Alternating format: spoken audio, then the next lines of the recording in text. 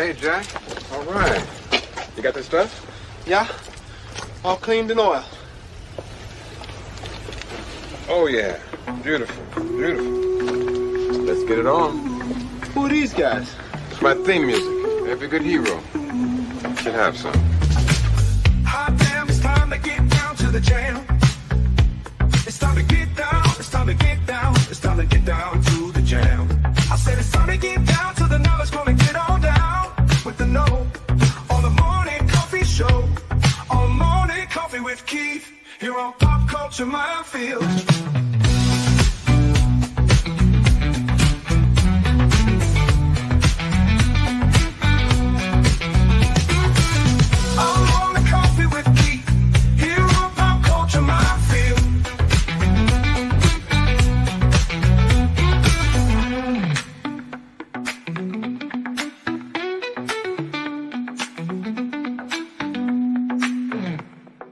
Excuse me, can I get a cup of coffee? Black? Can't you see we talking? White? Good morning, everyone. Wow, it seems like these last 24 to 48 hours have been nothing but surprises. In the bad way, though.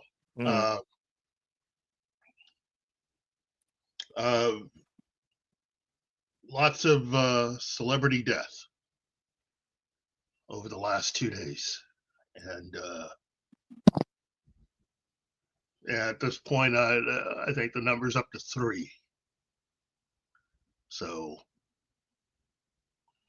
which is unfortunate. At this point, with what we know now about Miss Trachtenberg and Mr. Orci, they were both sick. They were both not well. As far as the most recent one, there has been no official word yet. So all that has really been released has just been the fact that a major talent has passed away with his wife and his dog. So that's all we've got.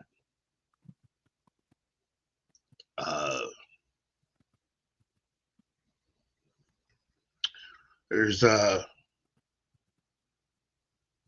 lot of different generations of people that have been affected by this news across the board and around the industry. 39 is kind of young. It's very young. Indeed. Really. But liver transplant, still I can't even begin to fathom what it would be like to have lost a child like that, to find them the way our mom did. So, yeah, incredible talent, and a young woman who I've enjoyed in who I've enjoyed in many films and television shows. Mr. Baker, so far nothing. As far as I know, so far nothing official. It seems like it's natural causes, but I don't think so. You don't think so? I'm not saying foul play, but Jean, Betty, even the dog, I think this could be some case of environmental poisoning. They may have been in contact with something, and sadly, that's the result. Remember what happened with? Oh my God! I cannot believe I forgot her name. I forgot her name. This beautiful, beautiful young actress that she died, and something like weeks later, her husband died, and it ended being that they had toxic mold in their house. Hmm. I, I'm I'm I'm seeing something like that because even the dog. I mean, I can get Jean dying by old age at 95, but Betty was 65, 60, Hmm. 63. Hmm. And then even the dog, it's I think they got exposed to some substance, right? Or maybe a gas leak, you know. Yeah, But nonetheless, man, it's that's a major blow to yeah, lose such a talent as Gene Hackman, considering the number of movies. This guy was what already in movies by the time I was born, and he spent an incredible career in all types of movies. And again, I will say this. I think it would be any one person would be hard pressed not to have at least one,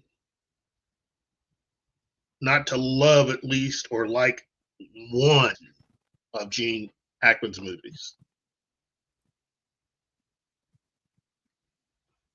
I can think of quite a few, and there are some that I like that it's not popular to say that I like those movies, but I there are certain films of his that I just really, really, really, really like a lot. You know, um, certain performances that, at least for me personally, uh, but Gene Hackman's just one of the last of those great actors who uh, he just seems to, every time he was on screen, you knew he was going to bring it. Hmm. So I don't know if I could actually pick one particular film as my all-time favorite Gene Hackman film, but I do have my list. You know, Crimson Tide. oh, ah, you know, I think I will have to go with that one. Oh, just him being on screen with look. It's enough to have him with Denzel, but when you Mm, look at that cast, James Gandolfini and various others who were in that cast, oh wow. Um,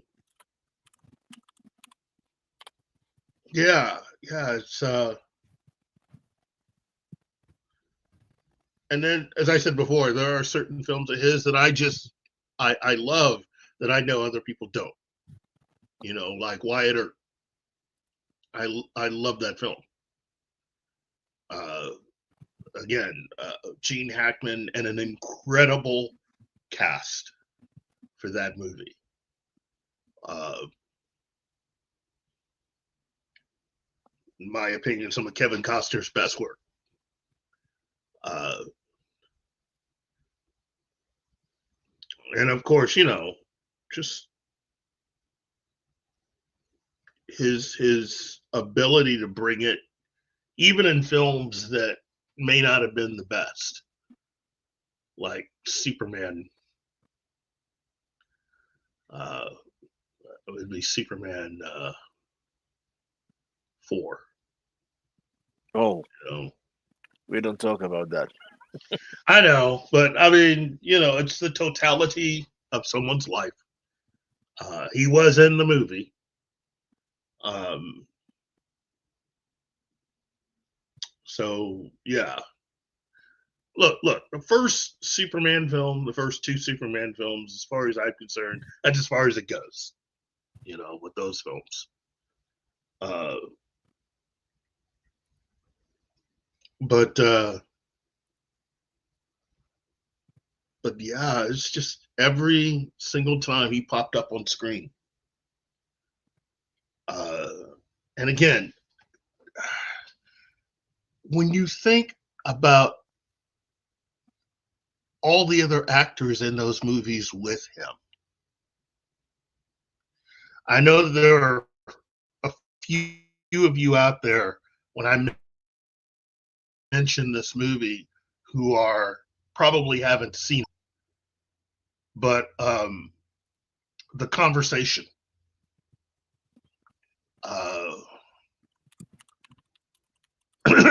That's one of those films that if you've not seen it, you should watch.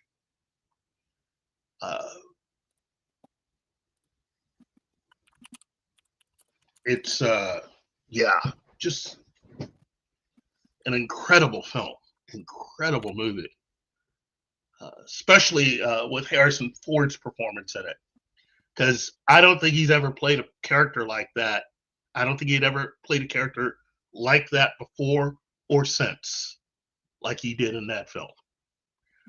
One of the few times that you could actually watch Harrison Ford as a heavy.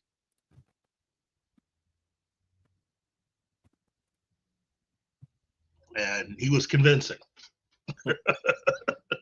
I know it sounds strange, but this is all pre Star Wars. It works. It works.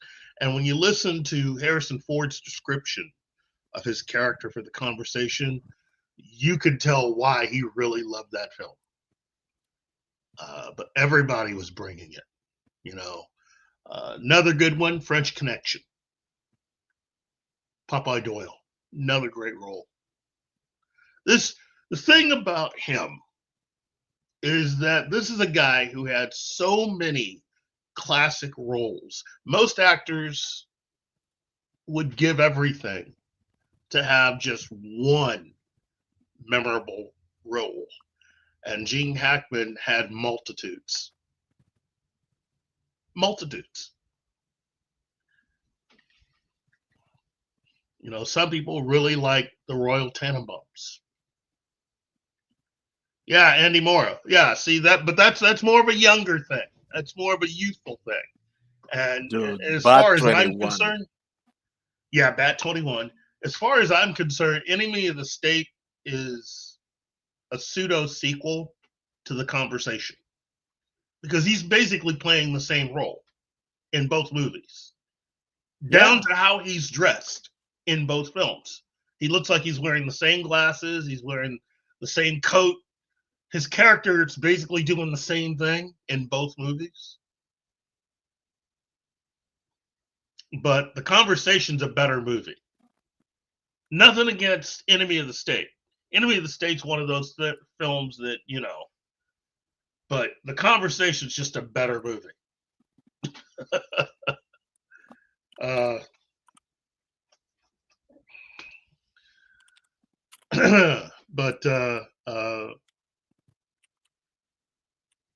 And with Mississippi Burning, another good film. Again, there's just multitudes of really just classic performances. So my advice is just sometime this week or this weekend, do yourself a favor and just pick a few of his movies and watch them. For all of you who are either aspiring to become actors or are actors, it would not hurt to just randomly pick 3 movies and watch them. You could pick, if I were to pick 3 films, The Conversation,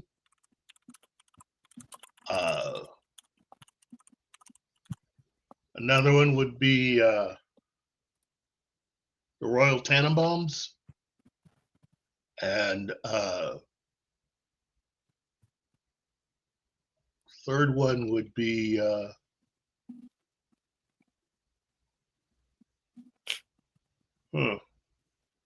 it would have to be and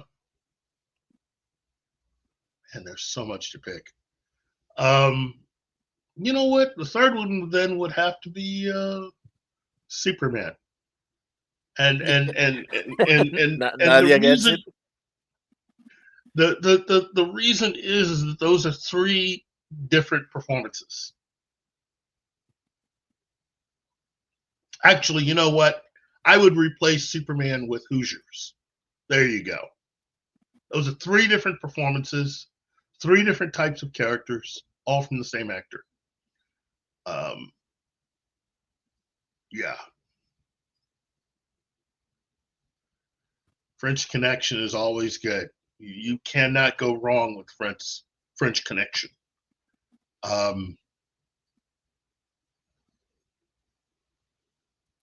Yeah, it's just, you know, and to move on to Michelle Trachtenberg, she also had a lot of incredible performances. There is one film of hers, though, that I just love to pieces. And every time it comes on, I have to watch it.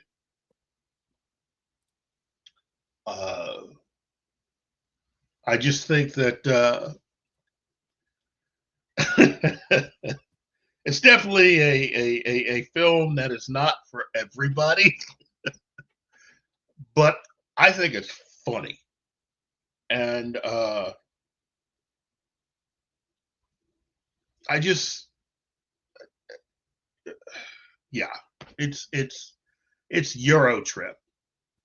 Oh, dude.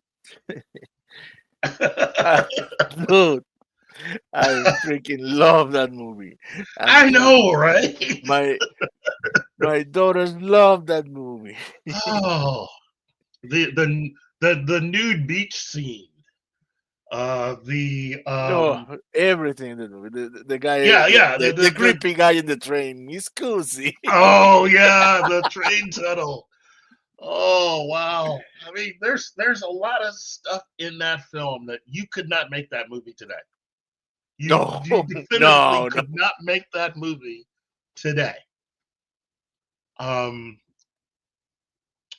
Yeah, it's the drunk scene when they're in the club. Yeah. And then she plays a twin, and she ends up making it okay. Anyway, they are like their friend said, they are the worst twins ever. Yeah, they're the worst twins ever. They are nothing alike. They know very little about each other. Yeah. They can understand each other. Oh, and the whole thing with the pot brownies, and or at least what they thought were pot brownies. Oh wow! No, for real, people. If you haven't seen Eurotrip, you should. You're gonna have a good time. But again, it's not for everybody. But Matt Damon's cameo in that film is fun. There are a lot of cameos in the film, but that's just a fun movie. Yeah, I know, Rad, but let me tell you something. If you've never seen Eurotrip was the best of Eurotrip was different in so much as that story is a lot of fun.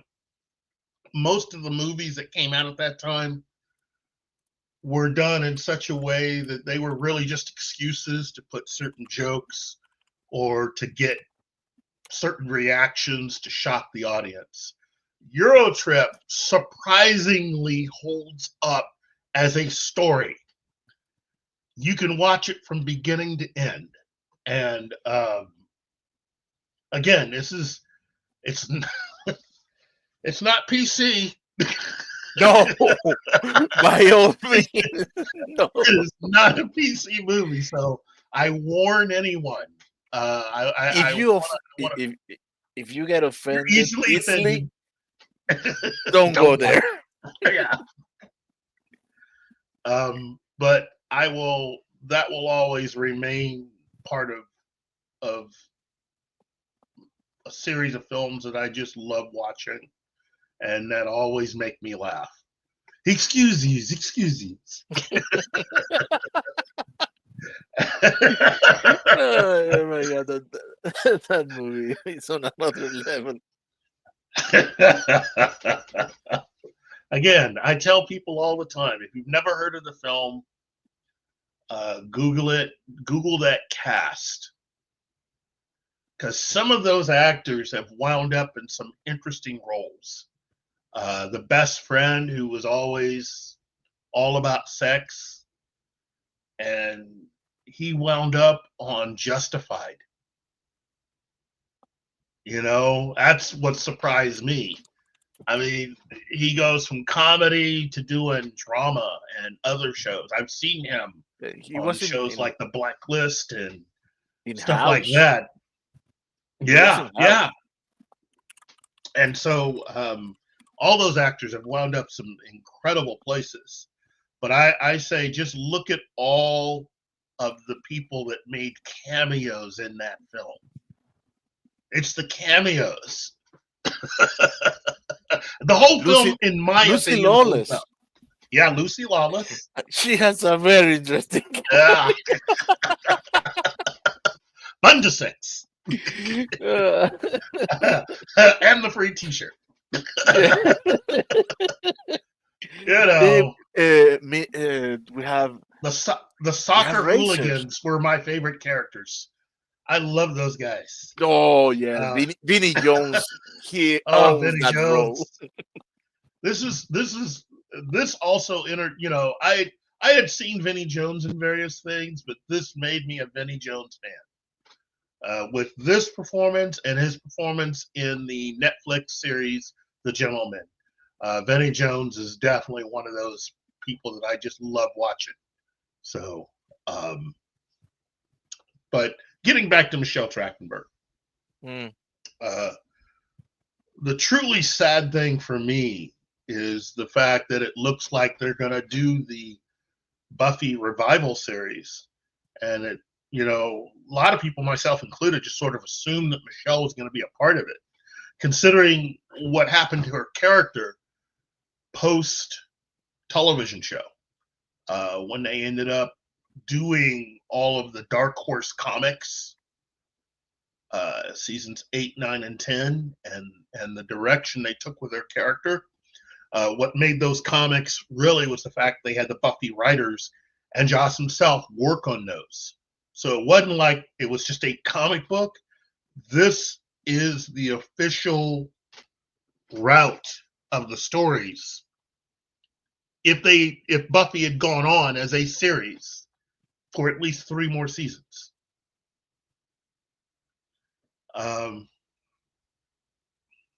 This is Real Popcorn Geek is saying the death of Gene Hackman ruled suspicious enough to require a full investigation. No sign of gas leak, and residence was unsecured. Again, I don't know enough of the current information to be able to say one way or another. If they are going to do an investigation, then yeah, let's see what it finds. But Michelle had been sick. That was the thing. And she had had an operation, and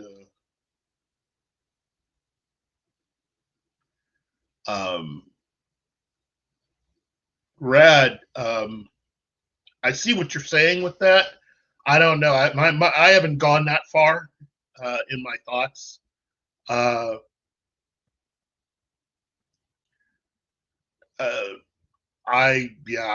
don't know if I can take it there yet. You know, wow. Um, I don't know what the cast is going to be is going to feel about that recasting or anything, because as Monkey Gibbs has told us, Michelle was their little sister on set. They were yeah, all always after her, caring for looking her. after her. Yeah, yeah, Yes, yeah, yeah. it may not It's be. It's certainly it won't be easy for them. they well, my hope for all of this was going to be if they could found a way to bring in what they had done in the comics in the years just after the series went off the air.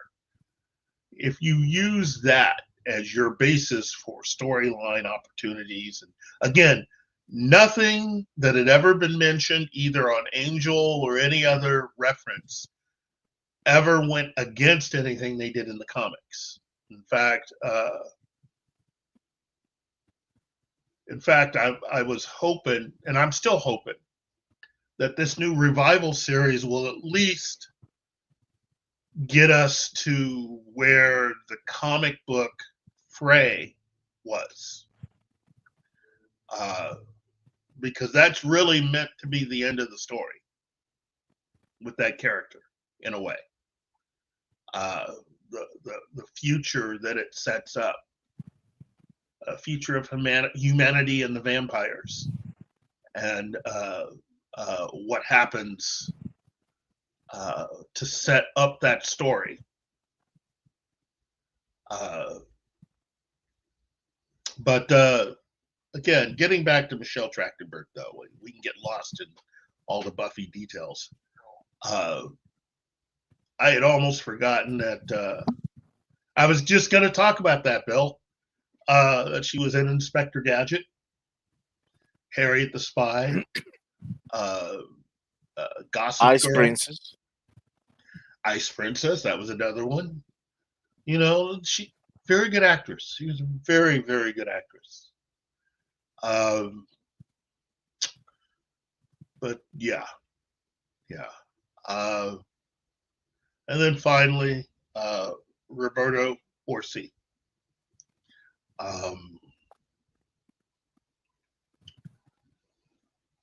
Known within the industry as the talented one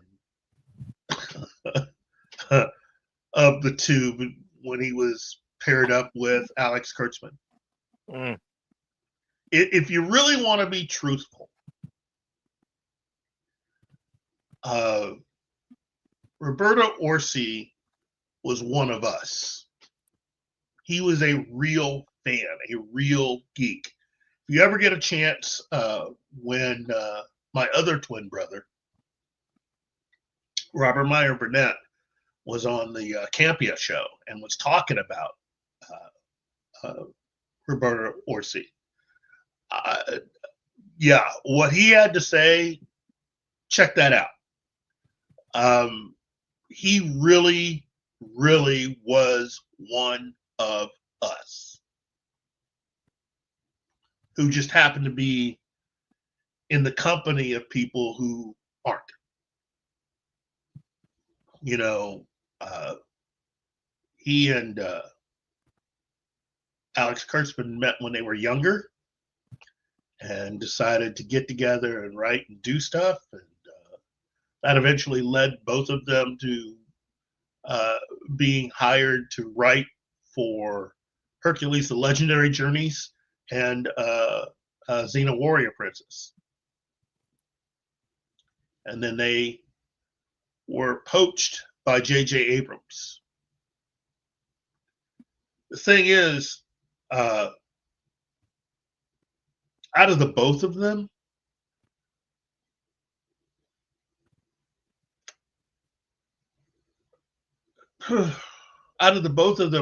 Roberto Orci was someone who was a big Raimi Brothers fan. And from what I've heard, he was the one whom Sam Raimi and really everyone with Renaissance, he was the talented one who they wanted. You know, he was an obvious Sam Raimi fan.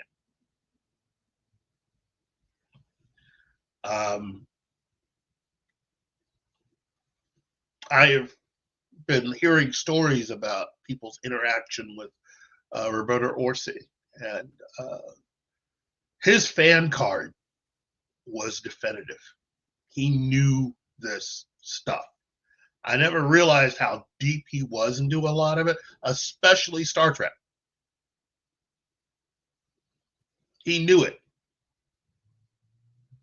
He knew it backwards and forwards. He was the only one of the. There was a 5-guy creative team behind the 2009 movie. J.J. Abrams and 4 other people. And out of everybody, Robert Orci was the Star Trek expert.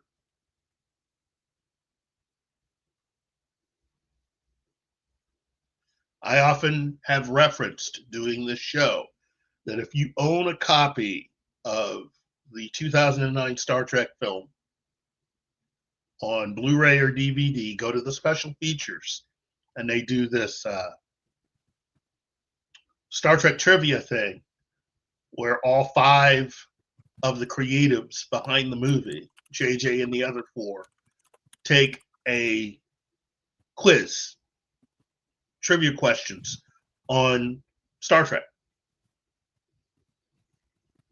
Not Next Gen, not DS9, not Voyager, not any of the other. This is Star Trek trivia over the 79 episodes. And Orci won comfortably against everybody else. And as I said before, Robert Meyer Burnett and Roberto Orci got into a conversation, and they started talking about one of the books, and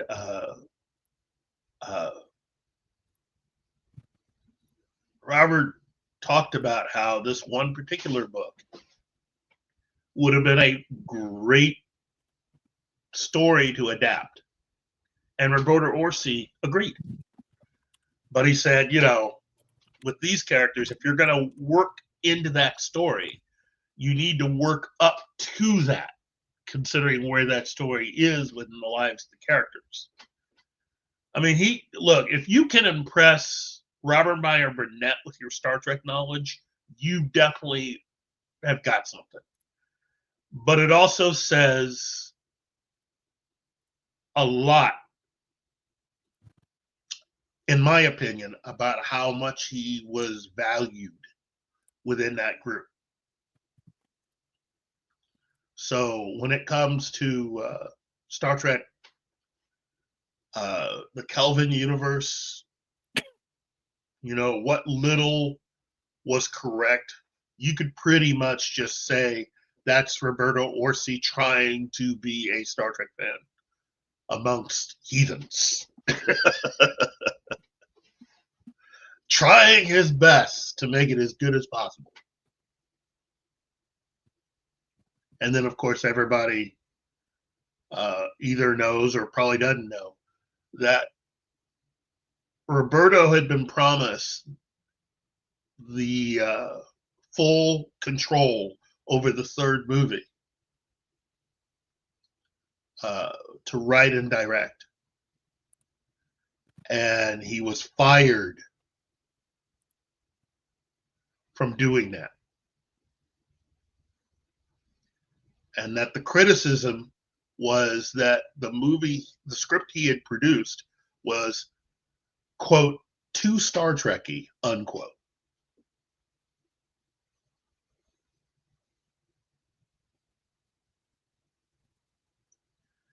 And CBS decided to hire Alex Kurtzman to run Star Trek. Wow. Thank you, CBS. You guys are idiots. You guys have always been idiots. I'm pretty sure there's quite a few people at Paramount that were thinking the same thing. You guys are just dumb. So, a real popcorn geek says the first look at Lantern series has been revealed, lackluster and uninspiring. Yeah, I'd believe that. I don't have to look at it. The moment that it became apparent that they were not following any of the storylines from any of the comics that have been produced over the last 50 years, at least.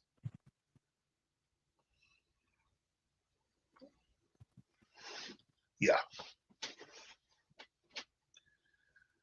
Again, I was not going to like it anyway because they chose an actor that was way too old to be Hal Jordan. I'm sorry, but he's too old. Like James Bond, if you're going to cast Hal Jordan, you have to cast someone who is between 29 and 40 years old. Of course, we all know why they did what they did. They were trying to make sure that there'd only be one Green Lantern in this new DC universe. And they decided to go just with John. And so far, all the other Lanterns that have been cast are people that are older because they don't want to deal with it.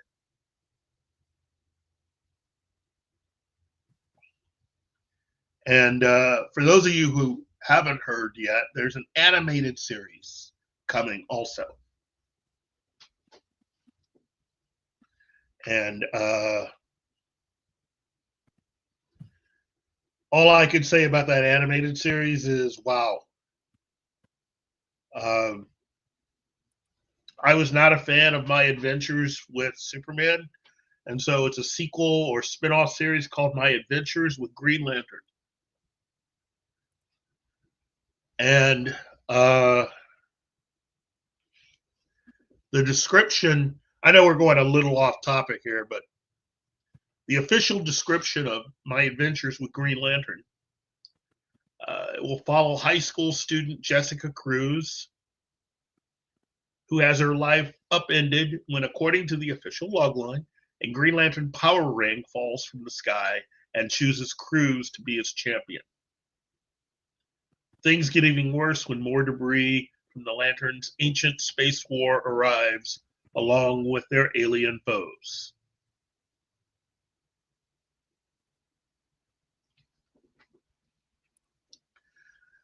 Nothing of what I just read at all comes from any of the comics. This is basically Marvel Studios 2.0 with the way they've been doing things over the last few years.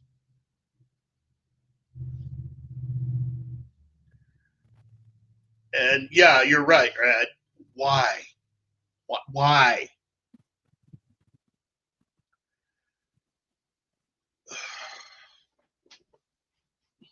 Yeah. Anyway.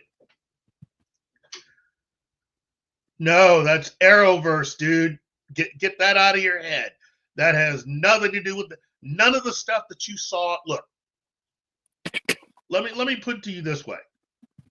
When it comes to anything that you saw on the CW related to any DC character, chances are none of that was from the comics.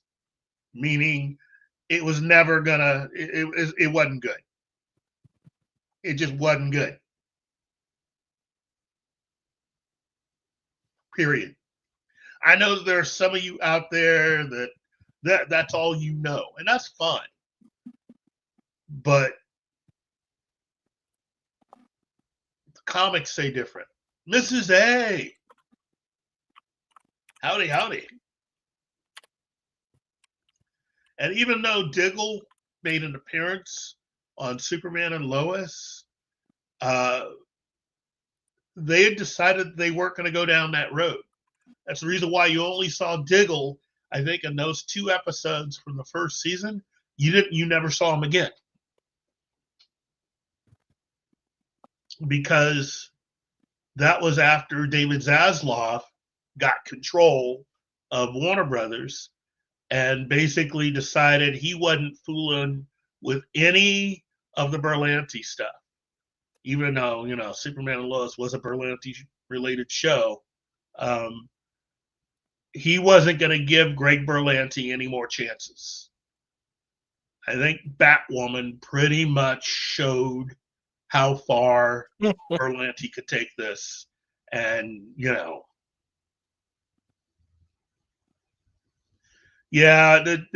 they were trying to, basically what they had was a character who they were trying to kind of retroactively turn into a different character. And nobody was buying it. I never bought it. I thought it was the dumbest thing I ever heard. It's like, oh, so you're going to say he's been this character? No. Sorry, I can't go there. Sorry, I can't do that. It would have been just easier just to have done it. I mean, if you truly look, Berlanti liked to pick and choose what he wanted to follow. And like with a lot of stuff he produced, that's the reason why the first 2 seasons of everything he had done were good, with the exception of Supergirl, which was just not good. It was just dumb. All the way through. It was not a well thought out show. I know that there are people that are fans of it, and if that's what you enjoy, more power to you. I was not a fan of Supergirl because from a creative standpoint, they couldn't decide how they wanted her to be. Especially in that first 2 seasons. Is she supposed to be a teenager, or is she a young 20-something out doing what she's doing? And then while Superman and Lois, while you did have 2 actors who had appeared in Supergirl, for those of you who actually watched Superman and Lois, this is a different universe than when they were on Supergirl. It's a different costume, and even a different Jimmy Olsen. Completely different Jimmy Olsen. That's one of the reasons why Superman and Lois is kind of tangentially attached to the Berlanti DC universe, where as we know it as the Arrowverse, it's only tangentially related. It was actually meant to be a little closer to the comics, so they made a lot of changes that tried to use more comic related material than non-comic book related material. Not always successful, but still probably the best. From the first episode to the final episode, Superman and Lois is the best written out of all of the Arrowverse related or Berlanti DC related shows. I can definitively say that.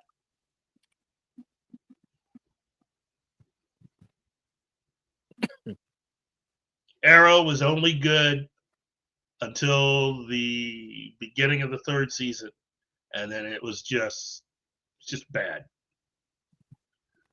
Same thing with The Flash. First 2 seasons are fantastic. After that, no.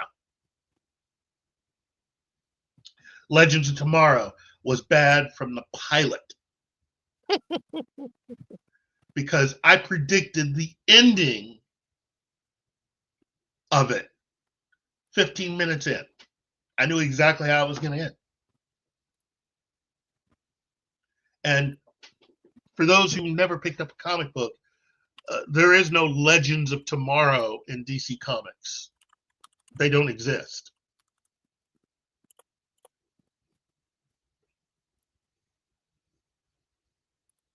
So,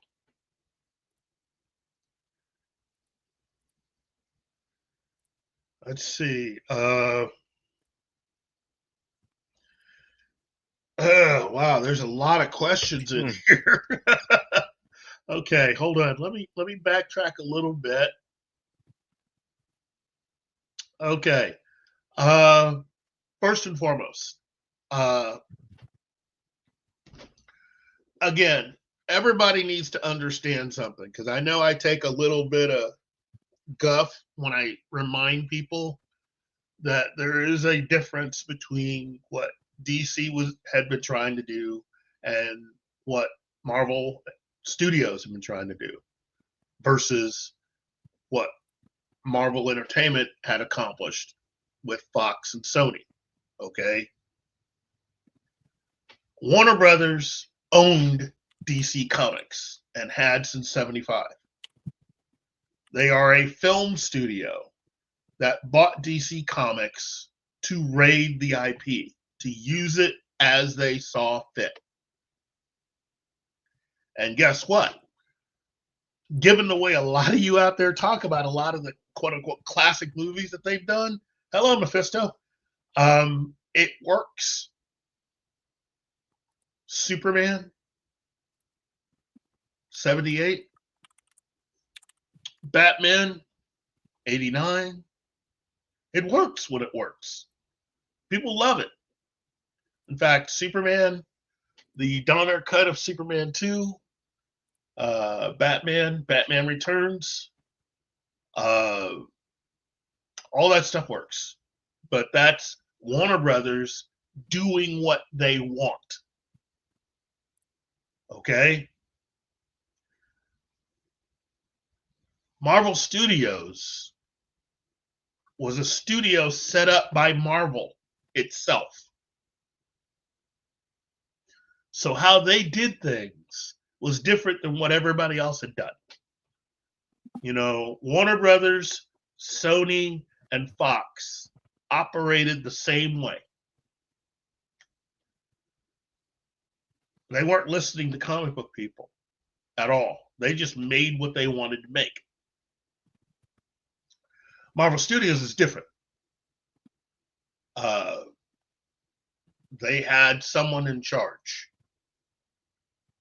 And that someone, Ike Perlmutter, had to put someone in charge of the actual Marvel Studios. And remember, up to that point, Marvel itself, this comic book company, had already managed to make and team up to make animated cartoons and a few television pilots over the years. And some television shows. But when they started Marvel Studios, it started something different. And one of the things that Art Perlmutter did was he put together a committee made up of comic book professionals, I think 1 or 2 writers, and a producer, to basically come up with a list of all of the characters and storylines they could use in turning them into movies. This is the stuff that is coming out now, and as gives you the reason why Rob Liefeld is saying what he's saying about Kevin Feige. There was an actual plan to this that the Marvel Creative Committee put together. They put together a kind of like a Bible of characters and of biographies of all these characters to make it easier for the non-comic book related people who would be handling a lot of this stuff, to make it easier for them to understand. And that's a smart thing. Very smart thing. It worked, obviously. Look at the success they had with the first 3 phases. Meanwhile, Fox, Sony, and Warner Brothers did their own thing and continue to do their own thing. Starting in 2000, the success of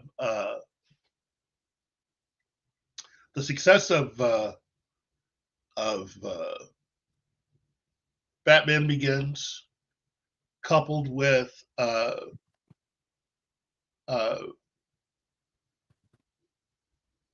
success of Spider-Man, really focused Warner Brothers on trying to put together a plan for their DC characters. So that's what they did. And so the beginning of that, technically, was Jonah Hex and Constantine. Now, notice, there was no universe connecting those films. They just made them. Jonah Hex didn't work. Constantine didn't make enough money to be considered successful enough to have worked, even though it's gained a cult following. But it didn't stop Warner Brothers from adapting other DC comic related work, like the Red films, Red 2, The Losers, even some of the stuff related to different books published by DC Comics, like Road to Perdition.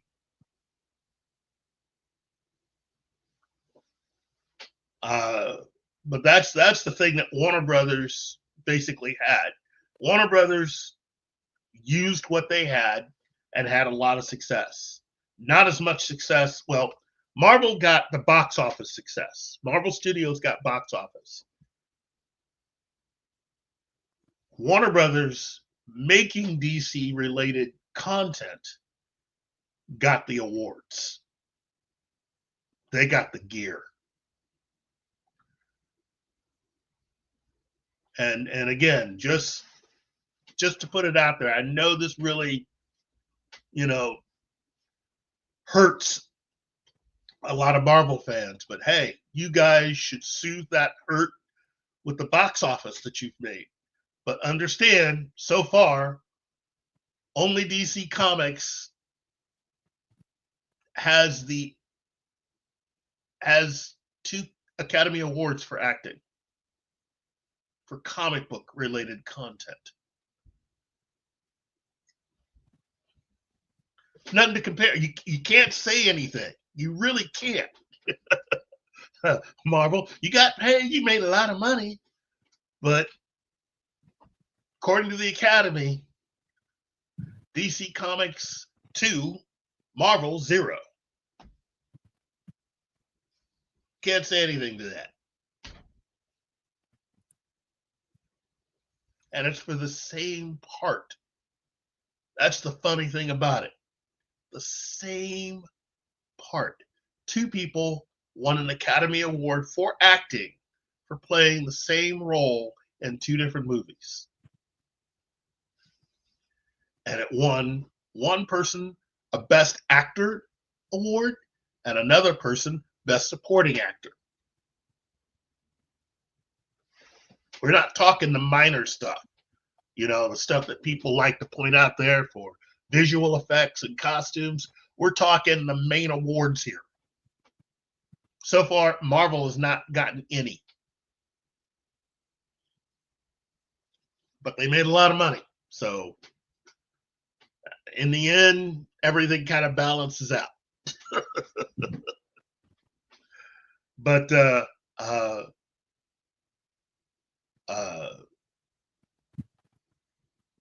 Warner Brothers never had anybody in charge of their DC films at all because they never needed anyone, in their opinion.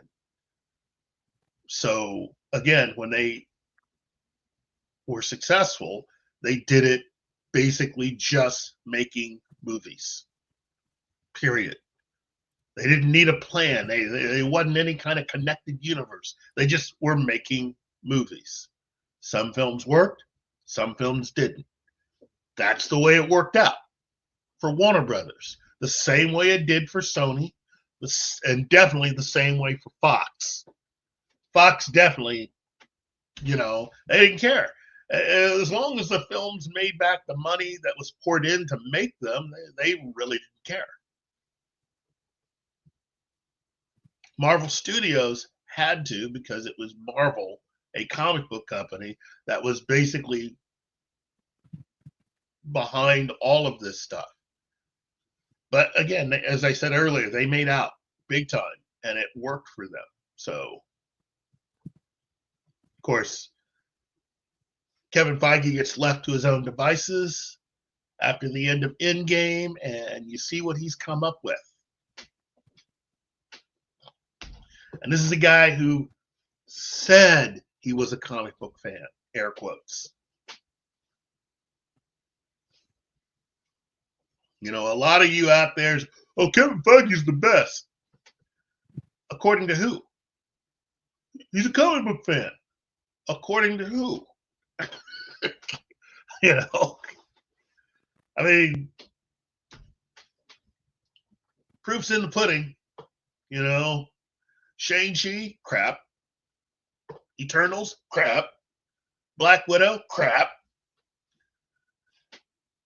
Don't just take my word for it. Look at how much money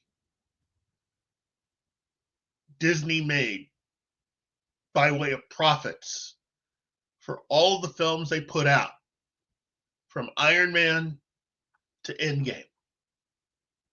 And now look at how much profit they were making after that.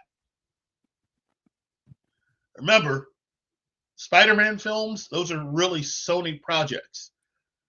Disney didn't make that much money off them.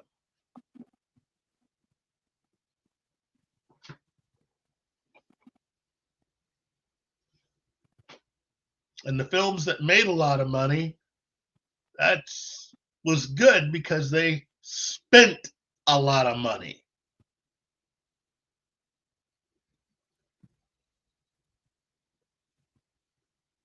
Yeah, you'll notice, yeah, there are actors and actresses that are kind of avoiding doing the MCU. I wonder why. Now, well, and the other thing is, it's not so much that directors are staying away, or that Kevin Feige can't get big name directors. He's getting all these directors that he can control. He's hiring on purpose directors who have never worked with studios before, because it's easier to control them. It's easier to get them to do what he wants when he works with directors that don't have as much experience working on massive films. That's the thing about all the directors that Kevin Feige has used, especially since the end of Endgame. He hires them all like that, because then he can tell them what to do. I mean, you think Kevin Feige would get someone like, say, Quentin Tarantino to make an MCU film? You think Kevin Feige is going to walk on a set and tell Quentin Tarantino what to do? Quentin would just look at him and either tell him to F off, or he'd go, well, it's your film now, and walk.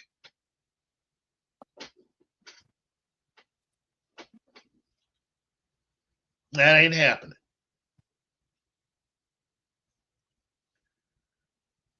And that's the reason why Marvel has basically been, you know, other people like to sugarcoat it. I'm just going to say it's been a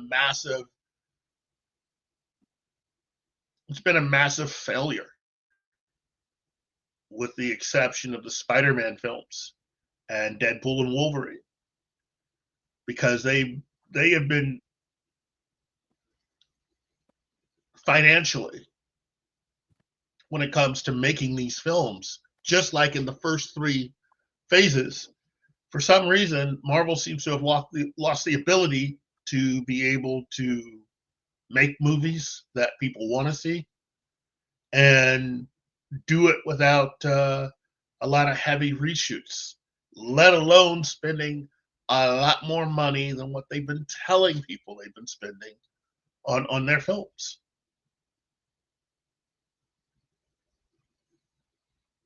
Not trying to dogpile on Marvel Studios at all. I still enjoy what they've had. I just don't think anything that they've done, with the exception of the Spider-Man films and the Deadpool film that they made, which really is just a Fox film. I don't really care for any of the other films or D+ shows they've had. You shouldn't have to do homework to watch a movie. Sorry.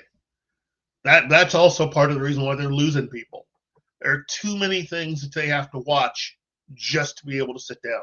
And again, what has happened with Captain America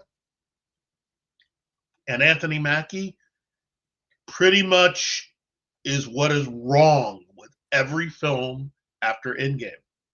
Personally, I like Anthony Mackie a lot. He's fantastic. If I were his agent, I would be pissed because they are screwing him up. They've never properly written the character.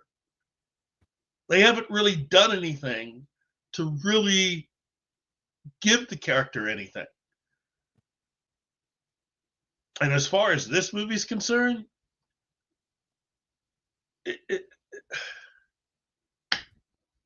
it's got the same problem like you've seen in other films, like with Indiana Jones,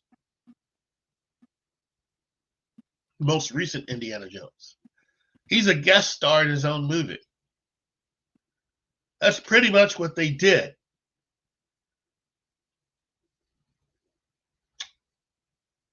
And then they turn it into, instead of making it a straight up Captain America film, you're adding in plot points to films that were made 15 years ago. Looking right at you, Incredible Hulk. You know, you're bringing in plot lines and storylines that, for whatever reason, have been kept dangling. And now you choose now to actually bring that in there? I mean, yeah. Have a good one, Gap. I hope everything's all right. And now what? There's word they're going to try to do Shang-Chi 2. Why? Why? Eternals? There's talk of doing an Eternals 2. Why? I mean, are you into pain?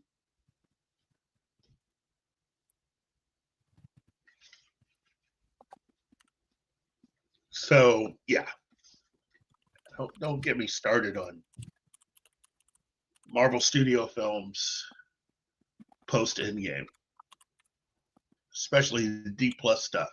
Don't get me started on that. It's just too much. They look, personally, I think they should just go ahead and call it. I think whatever films are done right now are done. Just lock it down. Call off any and all impending projects that you've yet to announce and just go straight to Secret Wars and then let it sit for about 4 or 5 years and bring in and just restart the entire thing and bring in new actors. And personally, as far as I'm concerned, Pedro Pascal is not Reed Richards. Pedro Pascal should have been Tony Stark 2.0. Oh, given the way that Tony Stark, again, I know this is shocking to anyone that, you know, doesn't read the comics, but when you actually read the real Iron Man comics, Tony Stark, there's a lot of stuff they did not put in the Iron Man films. Robert Downey Jr.'s version of Tony Stark is a Disney-fied version. Yeah, it's very toned of the character. Yeah. It is very, very. I mean, look. Any comic book fan will tell you of Marvel. It's ironic that they decided to have Peter Parker be Tony Stark's protege, considering what Tony Stark in the comics did to Peter Parker. There's no coming back from that. You can't just be somebody's friend after what Tony did to him in the comics. You can't. No. In fact, Tony burned a lot of bridges in the comics. It was for the best. Oh, geez, gosh. Yeah, okay. I mean, what I meant to say, He was saving for the greater good. Oh, well, yeah, he tells himself that. But then there's what he said after well, spoiler alert, after Captain America was assassinated, and he decides to confess the entire thing sitting next to Cap's body. And it's like, damn, dude. Saying all the stuff he couldn't say to Cap's face when he was alive. Wow. That's kind of dark. But he said a lot of stuff, and it revealed who he was and all of the machinations preceding even Civil War that he had gone to get to that point, to get what he wanted. It wasn't to get Cap killed. That was just an unfortunate side effect to all of his planning and machinations. After that, there's not much of a difference between Tony and, say, even Dr. Doom. Even Dr. Doom would have had to look at all that and go, wow, okay. Somebody's been taking lessons from me. Okay. And the fact that Iron Man, Tony Stark, is still considered some kind of a good guy after all of that. The fact there are any Marvel characters, any Avengers still talking to Tony Stark after that. Let alone Spider-Man, who would just as soon, and rightly so, basically give Tony the Bane treatment, as in what Bane did to Batman. That would almost make up for what Tony did to him. Almost. So, again, if you've never read the actual Civil War comics, let me just help you with a little something. Watching the movie, yeah, that's not the story. They just use the words. They use the title. It's a completely different story in the movie. The actual story for the Civil War comic, wow. Wow. And again, wow.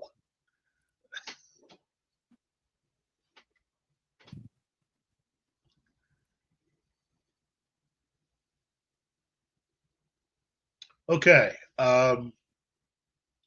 Wow, like I said, we're getting a lot of questions today. As far as the whole, let me at least quickly touch on the James Bond thing, and then I'll get to the rest of these questions. Basically, I really don't see how we're going to get anything from James Bond that James Bond fans are going to like from Amazon. I'm not seeing it. I think let's just say if they were to announce tomorrow that Henry Cavill had been cast as James Bond, I still wouldn't trust it. Because what makes you think that Barbara Broccoli is actually going to be involved with the making of the film? She and her brother just got bought off. They can go and retire. That means you're talking an all new creative crew. New writers, new producers. While Ian Productions still technically exist, I guarantee you that the creative heart of Ian Productions is not there anymore.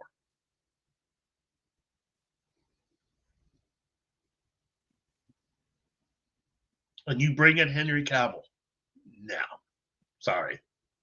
I would enjoy Henry Cavill. But Henry Cavill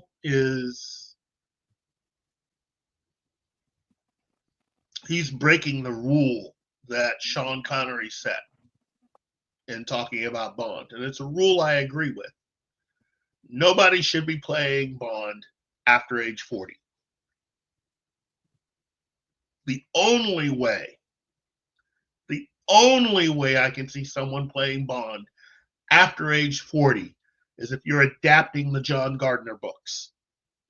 And I would tell Amazon, stop screwing around and just start adapting all of the officially licensed Bond novels.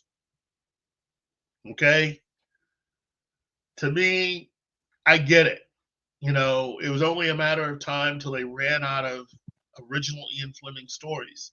But I'm going to tell you, as a Bond fan, John Gardner's books, there's enough material, even in one book, you could almost do 2 movies out of it.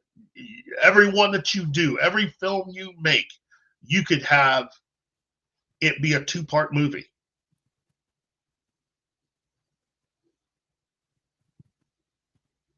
If you've got Henry Cavill, license renewed,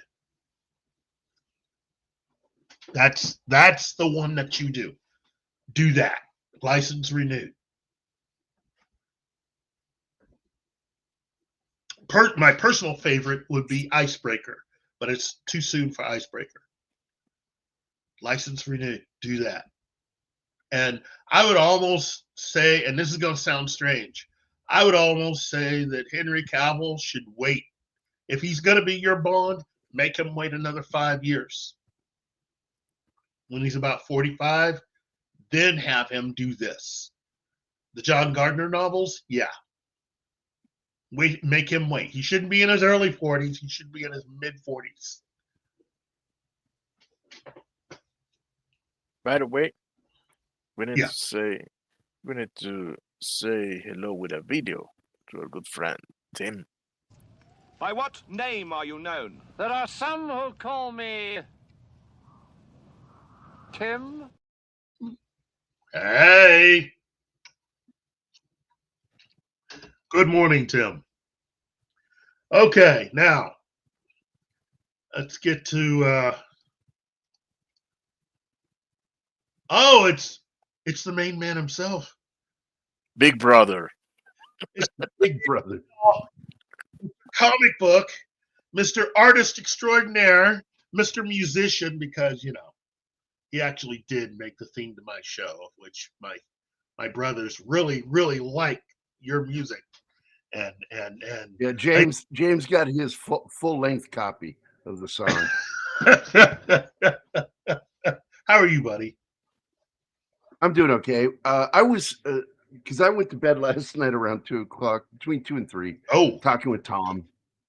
Yeah, and Tom was one who broke the news to me from Variety on Gene Hackman's death, and I was like, "What the fuck?" And I went to bed and I woke up extremely disturbed by this news because odds are, and I almost hoped that it was carbon monoxide poisoning. Yeah, but why are the police being tight-lipped on it? Because carbon monoxide poisoning is one of the telltale signs is cherry red skin.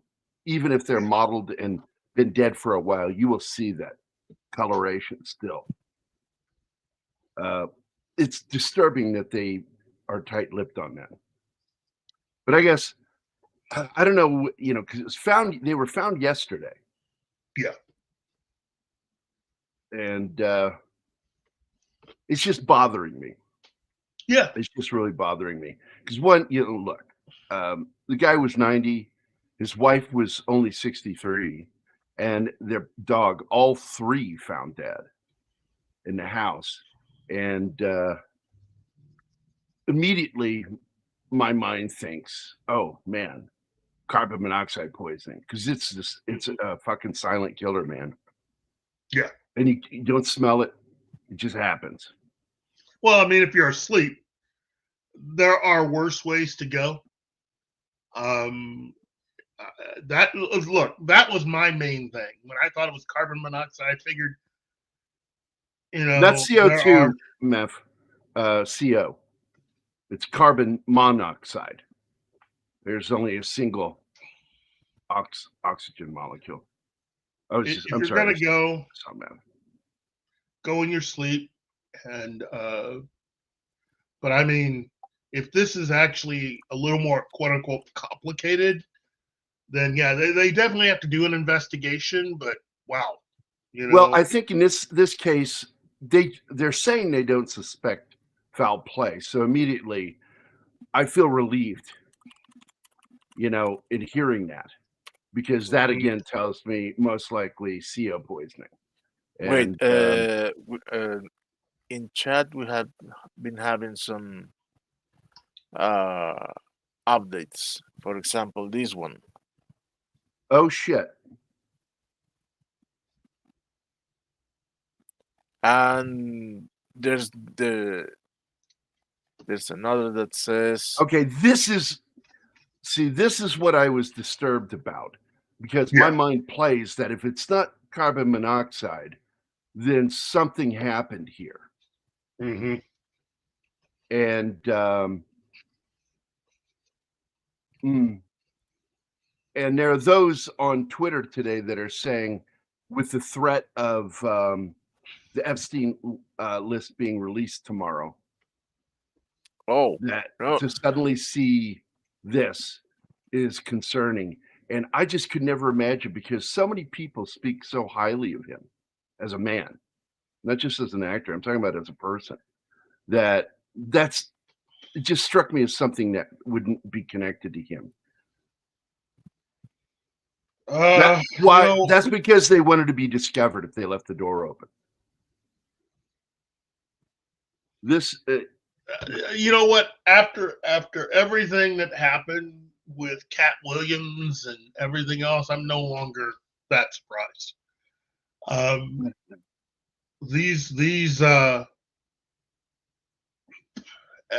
Look. Okay, this is what. What's his name? The outspoken conspiracy theorist radio and TV host said. He said that his concern. Yeah, I don't believe for a second that he was on that Epstein list. What I believe happened here is that he died, and she absolutely had a very close, deep relationship with Gene. And that's the minute I just read what you said, dude, scattered around her body. I think she poisoned the dog and then took pills herself, or gave pills to the dog in his food and then did the same to herself. But why just one dog? Well, I don't know if they had other dogs. I don't know. Yes, I've only heard about the one dog. They found 2 more dogs in a closet. That's really fucking weird. Yep. That's Twilight Zone. This is, you say that and all of a sudden I think crime. I'm sorry. Yeah. And that's what your mind does.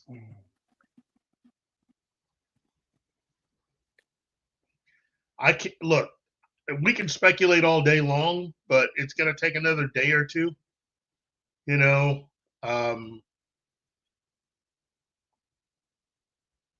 dead dog was in a closet. The other 2 were loose. I'm sorry, man. I'm a big Gene Hackman fan since I was a kid. Mm-hmm.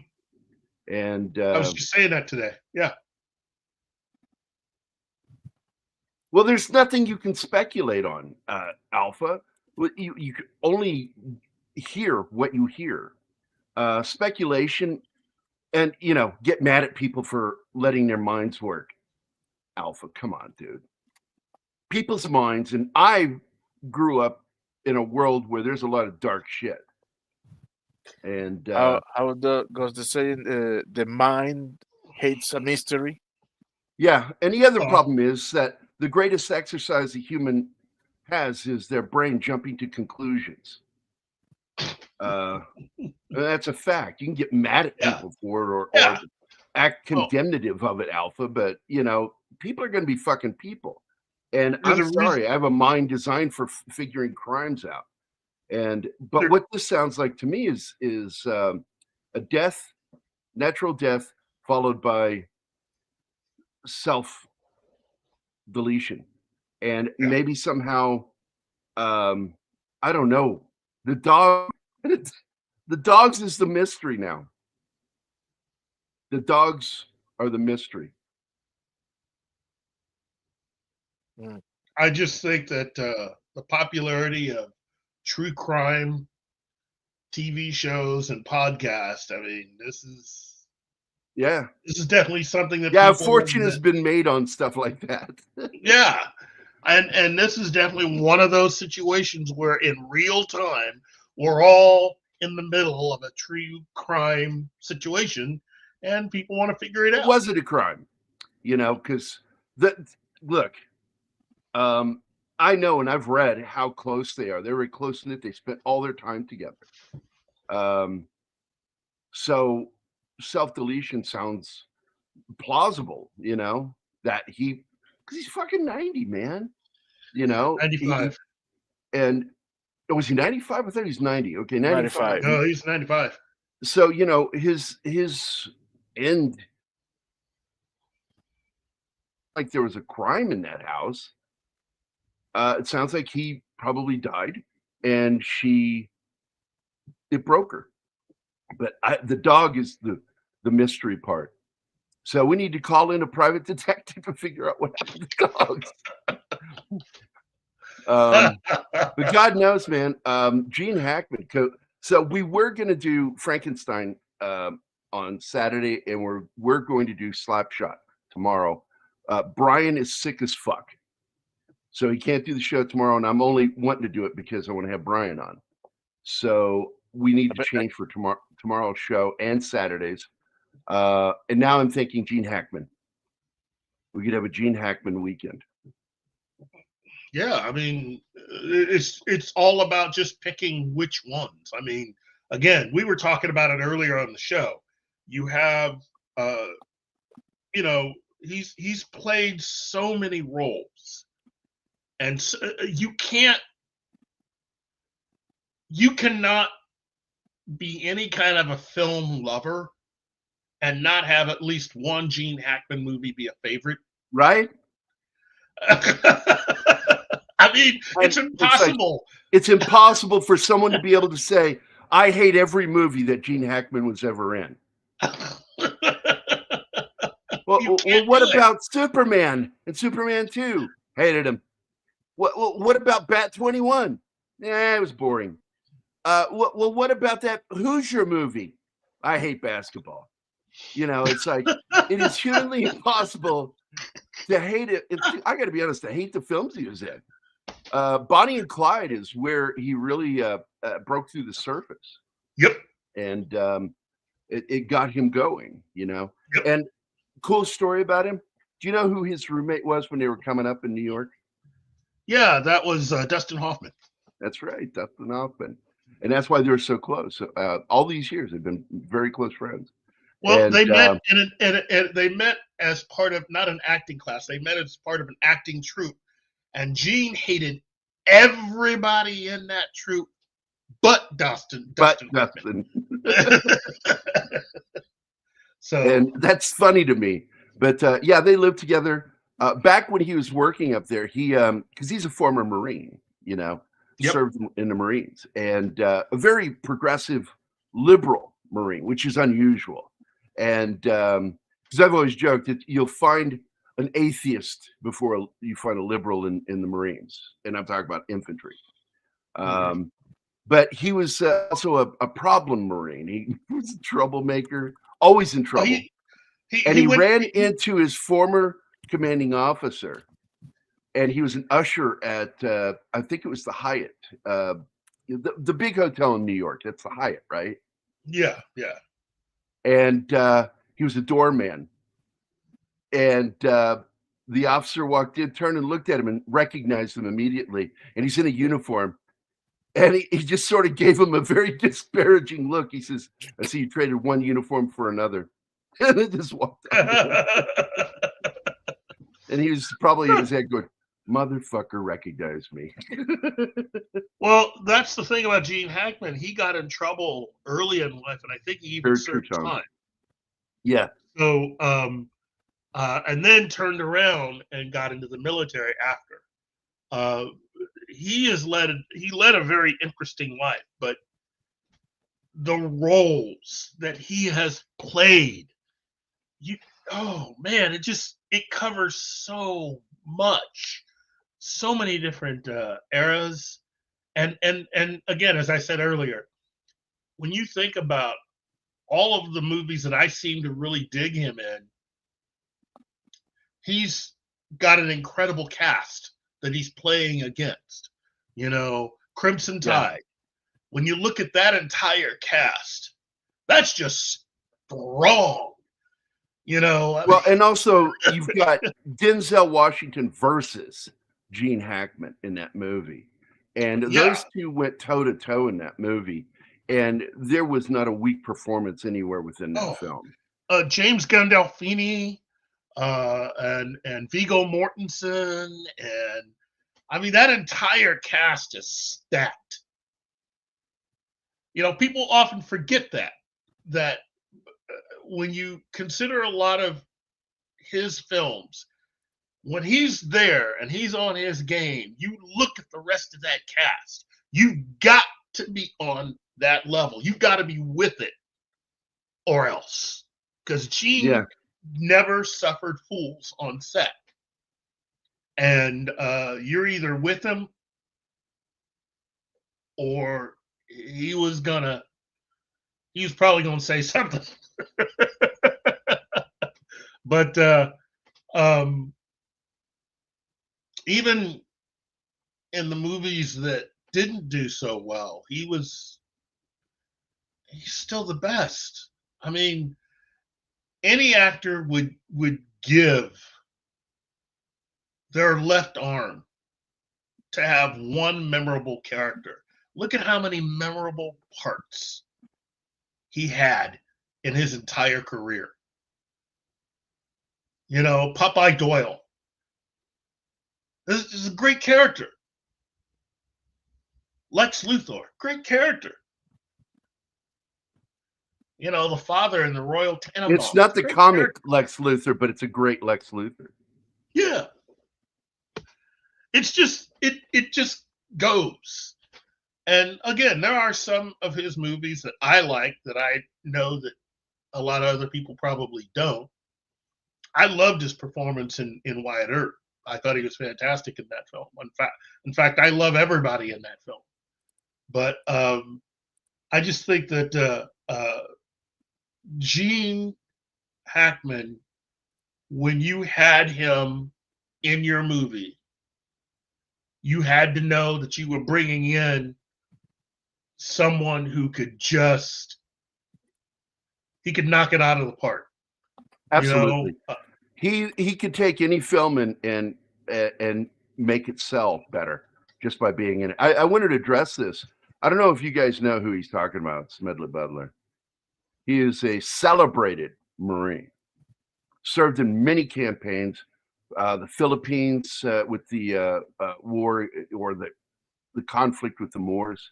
He was in the Banana Wars. The guy served in World War I and retired finally, I think, in the 30s. And he was an odd bird politically because, I recall he took part in Republican primaries, but he was an odd proponent of the what do you call it? The Falstead Act. It's Falstead, right? The prohibition. I think so. Yeah. And then, later, I recall that he openly voted for a communist. And it's like he was just sort of like an odd fucking bird, gutsy as hell, pure courage. But his politics were whack, dude. But like I said, rare. It's rare to find them. You are more likely to run into an atheist in the Marine Corps infantry or Army infantry than you are a liberal or leftist. And they are two different things, and I'm tired of people conflating them. Yeah. They're two totally different things. And especially like bird dog Democrats in particular are a different form of liberal, which is what, of course, you are, Keith, which is why you and I get along so fucking well. And yeah, the guy was highly decorated, man. Yeah. Which at the time was considered equivalent to the Medal of Honor. That's right. This guy had fucking balls. He was at the Boxer Rebellion too. I just remembered that. Whoa! He was at the Boxer Rebellion? He was at the Boxer Rebellion in China, at the International City, man. Those Marines had fucking guts because it was one versus that, it was about, I would say close to about 500 to 600 versus 1 to 600 ratio. And you've got Dan Daly, who sat on that wall and killed hundreds. Sat on that wall for days, just shooting boxers. And that kind of thing leaves a different kind of mindset, which is why I think he was just so dangerous as a Marine, and he's famous for saying that line that's been stolen many times in film. Do you want to live forever? But when I interviewed my boss, Dale Dye, I said, I have never interpreted the way that anybody ever shows that, which every time you see it in film, including Starship Troopers, it's said like, what, do you expect to live forever? Let's go. That's not what he meant. What he meant, and I know this in my heart, this is what he meant. He meant, do you want to live forever? Meaning, do you want to be remembered for something? Yeah. This is it. And then they charged. And that was, of course, the Battle of Belleau Wood, the first battle with Americans against the Germans. What was that? I wonder what Gene Hackman thinks of how Hollywood has gone downhill. We'll never know now. We'll never know. He was a very private guy, very private. Mm-hmm. He's one person I wished we had gotten a personal biography that he wrote or worked with someone to write, because he's lived a fascinating life. I'm sure he had some observations about a lot of his co-stars and the people that he's worked with, various directors, and watching the studio system change around him. Because when you think about when he got into it, from Bonnie and Clyde on through to the last film he's made, Hollywood as a business has changed a lot. And what I wanted to point out, one of my favorite things he did early in his career, Young Frankenstein. Yeah. Yeah. I was gonna make, he says espresso. He's got that accent. Espresso. I was gonna make espresso.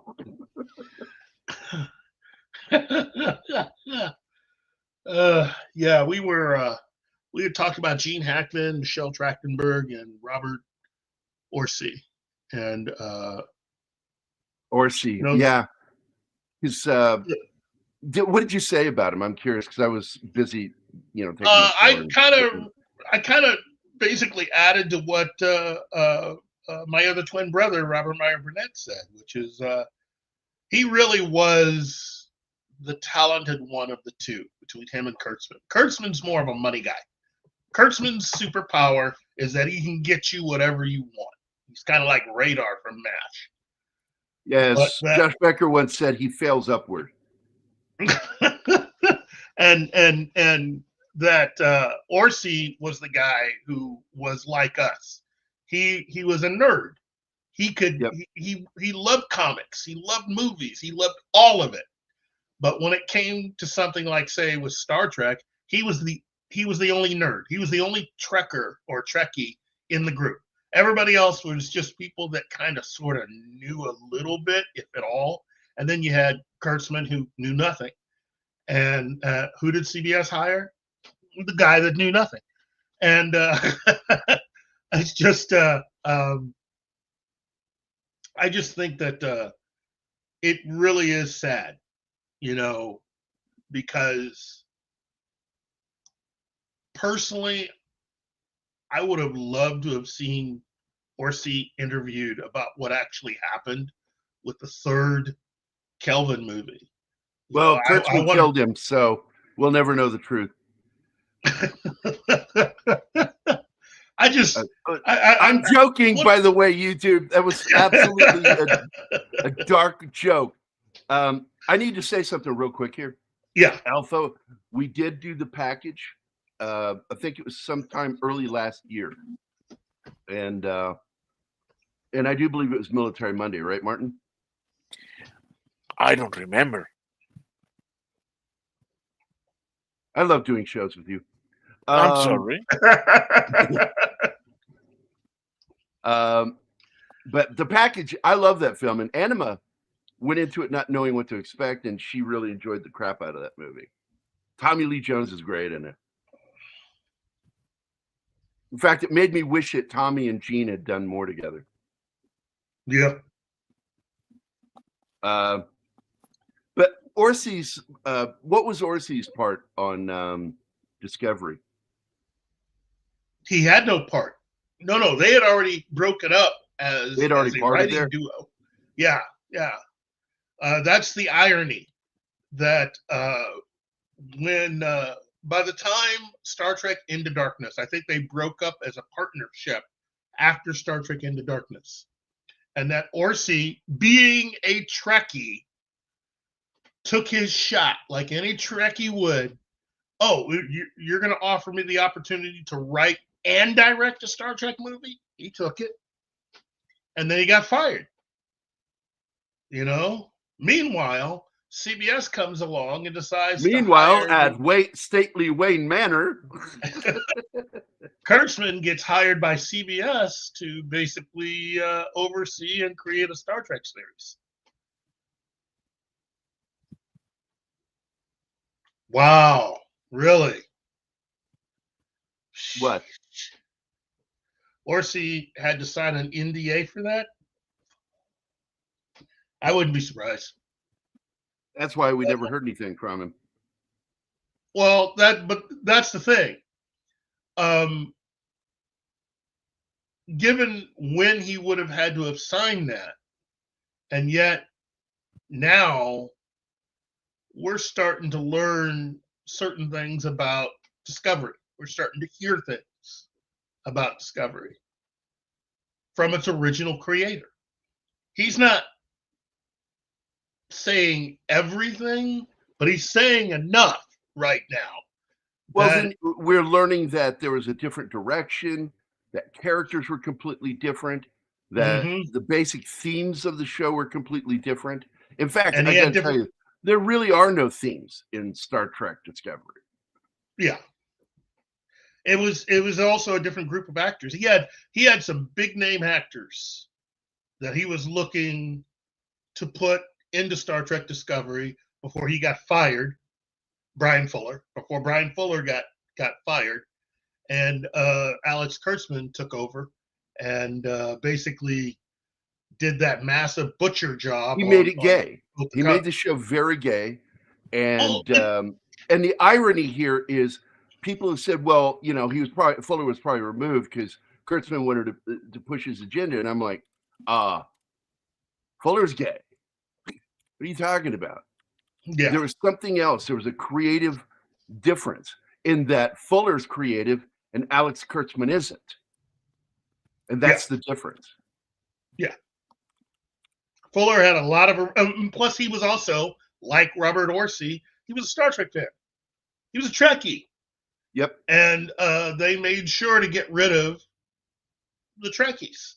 You had two Trekkies that had a golden opportunity to do something that every Trekkie out there would love to get a shot at doing. Right. Writing, directing a movie, writing and creating a television series.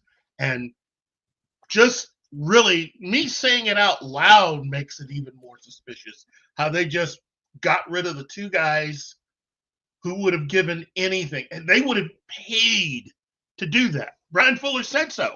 I would have paid to do it. No. That was never going to happen. Once CBS got involved and it became a CBS property, and you had CBS creating Star Trek, it was never going to be attached to any of the programs they had prior. It was never really going to follow anything or try to be attached to anything because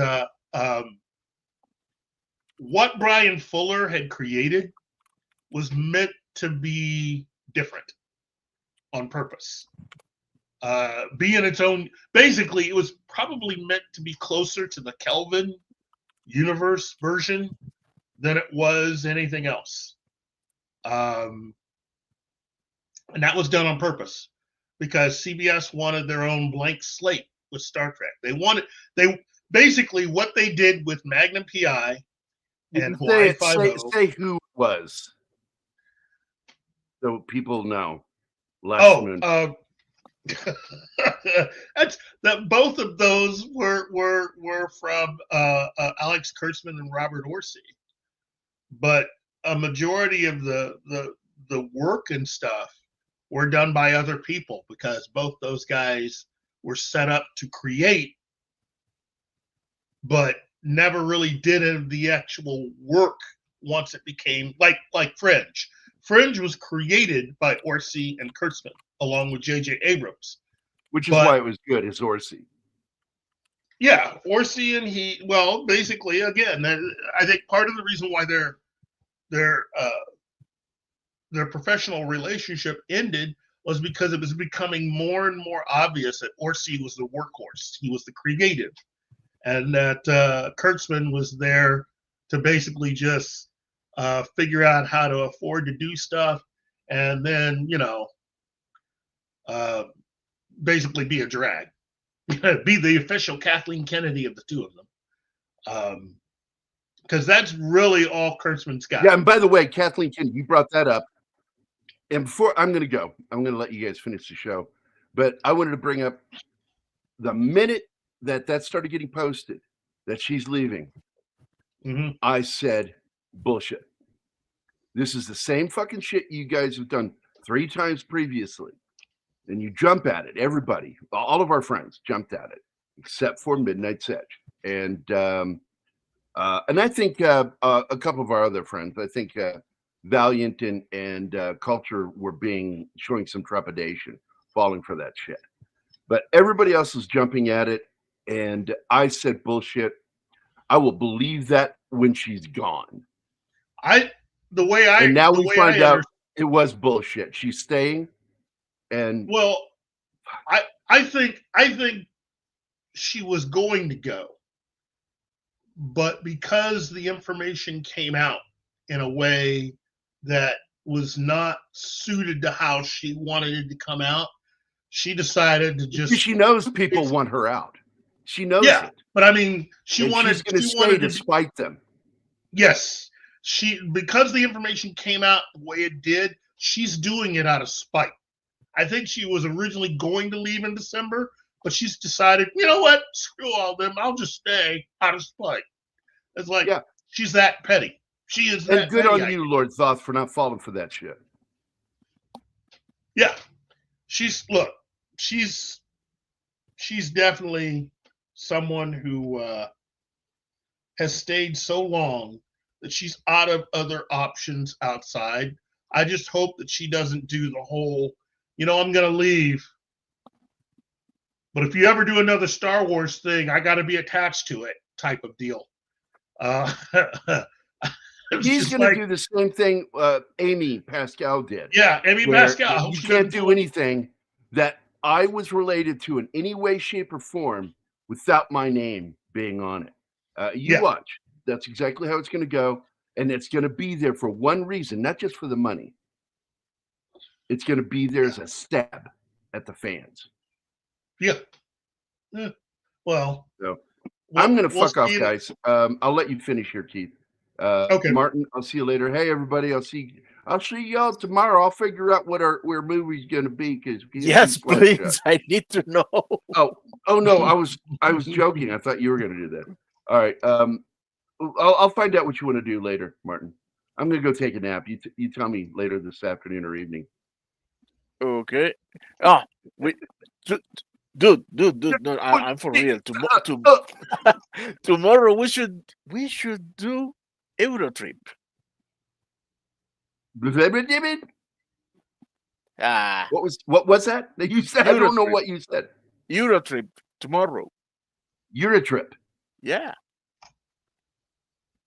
So Friday would be Michelle and Saturday would be Jean. Are you saying National Lampoon's Eurotrip?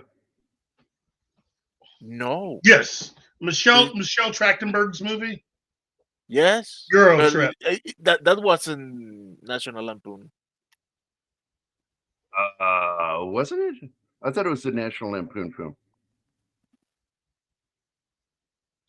Go check. I thought it was. But we'll talk about that later. Yeah, I'm more apt to do that on a Saturday and do Gene Hackman tomorrow for a classic movie. Okay. Oof. Now that's putting me in between a rock and a hard spot. Damn, to pick one. Thank God that ended with spot and not on. Okay, fuck off. To pick one. One Gene Hackman movie. Yes, hey, look, in such a short time. Wow.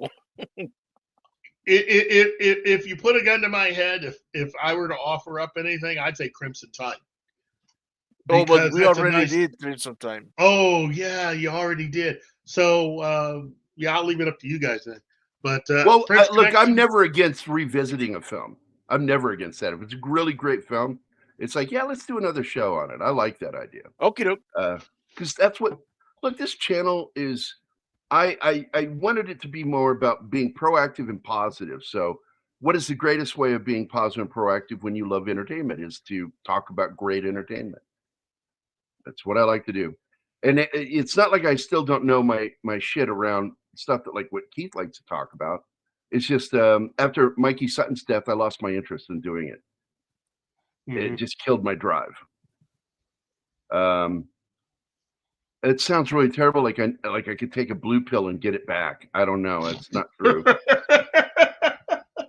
But losing Mike really broke me, and that mixed with Zaslav hiring Safran and Gunn just broke my brain, and I went, I'm done. I don't give a shit anymore. So, but yeah, if there's a bill for it, I'll take it. Oh, jeez. Get me hard for entertainment news. Oh, jeez. Tim suggests Mississippi Burning or Unforgiven. Really one of my favorite films. I don't know. Well, my favorite from Gene is, in fact, Crimson Tide. Well, that one we could do on a Monday, but we've already done it, but we could still do it. I would, for like a Friday movie, I'm thinking Hoosiers. I'm thinking that dumb Dan Aykroyd fucking cop movie, comedy with their partners. That was fucking funny. Dumb, but funny. But no, I'd like to dip deeper into the well of some of his old films. Yeah. And see what we could find. I'll look for him. I wouldn't even mind Forgiven because it's just old enough. Unforgiven is really good. I was building a house. I didn't deserve this. We all got it coming. That's a good film. I would also suggest maybe not a double feature, but they're kind of. I would go with The Conversation and Enemy of the State. The Conversation is like a great film. You also get to see Harrison Ford when he was young playing a villain. Yeah, that's what I was saying earlier. Harrison Ford's really good in The Conversation. It's one of the few villain roles he's played, but he's really good at it. And if you pay attention, really pay attention to his performance, you will pick up the nuances that his character is gay. That was something he came up with by himself. And I remember that in an interview. It's like, oh, and I went back and watched it and went, oh, you kind of pick up the little nuances with the way he talks. He gesticulates a lot with his hands. That was a really good film. I love that film. Cindy Williams is in it. Oh, God, yes. 2 of the albums from American Graffiti in the movie. And then you had an earlier performance by one of the boatsmen from the movie Apocalypse Now, the guy who gets scared to death by the tiger and says, never leave the boat, never leave the boat, never leave the boat. Robert, what was his name? God, I can almost Robert something. Anyway, he's a great actor, and he's in that. He's the love interest for Cindy Williams in the movie, in the conversation. Yeah, it's Sounds like you made your decision. Get Shorty is another one I would like to do because I fucking love that movie, and it's just on the edge of being a classic. I mean, it's over 20 years old. Good cast too. Again, it's in keeping with what I've been saying. Good cast. Yeah, and you know what, Meph? I might do that one. Birdcage is one. Anima and I watched that, and she fucking loved that movie. I consider it better than the original French film Le Cage aux Folles, which I just don't think is as funny because Robin Williams, dude. That's all I gotta say. They got Nathan Lane and fucking Robin Williams. You are in for an awesome evening with those two. Mm-hmm. So, but I'm out of here, guys. If we do Get Shorty, okay. All right, we'll do that tomorrow. Weird. What? What's Gene weird? Hackman played with both Harrison Ford and Callista Flockhart. What was he with? What did he do with? Oh wait, she's in Birdcage. Yes. I forgot that. Yeah. Holy shit. Yeah, she's the daughter. Oh yeah, holy shit. So did Harrison Ford kill him? My God! Oh God! Disavowed! Oh no! I'm sorry, people. It's my job to say fucked up things. It's what I do. I say the thing that some people think are afraid to say, and the rest of the world just go, "Where the fuck did that come from?" So I'm out of here, guys. Have a good show, and everybody have a good Thursday. Bye now. Boy. Bye, boss.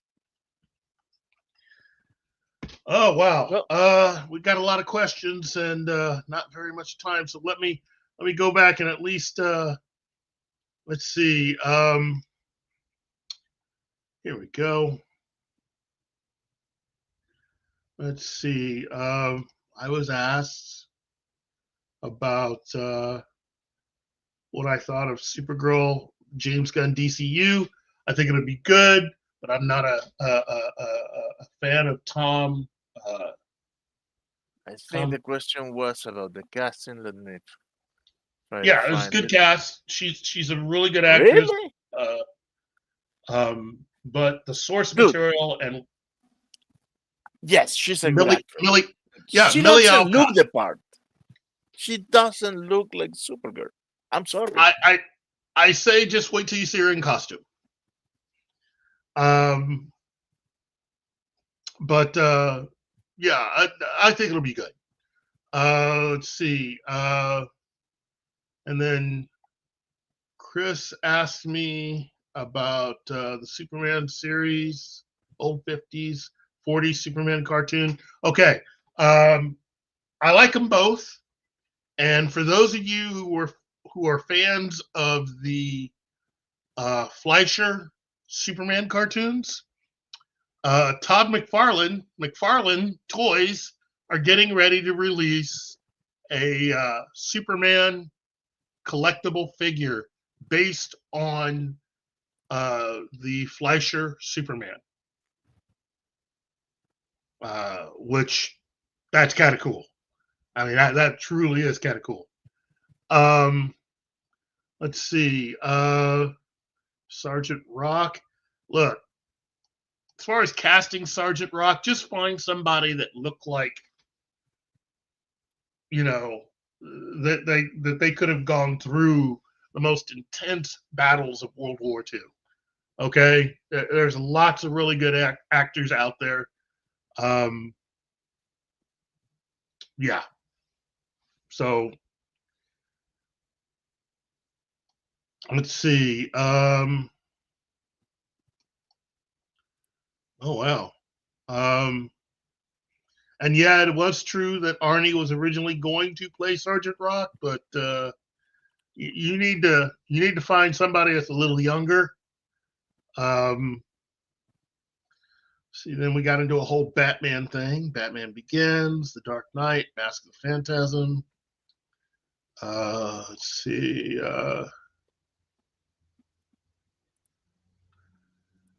Yeah, you know what? Let me just say this. Until they cast Batman for this new universe, Alan Richardson should be considered for Batman. Dude's a beast. And the guy he's playing opposite for season 3 of Reacher, that big dude that makes Alan look like standing next to Alan makes Alan look small. That big dude, he should be Bane. Look, Alan Richardson, especially this season of Reacher, he is a big dude.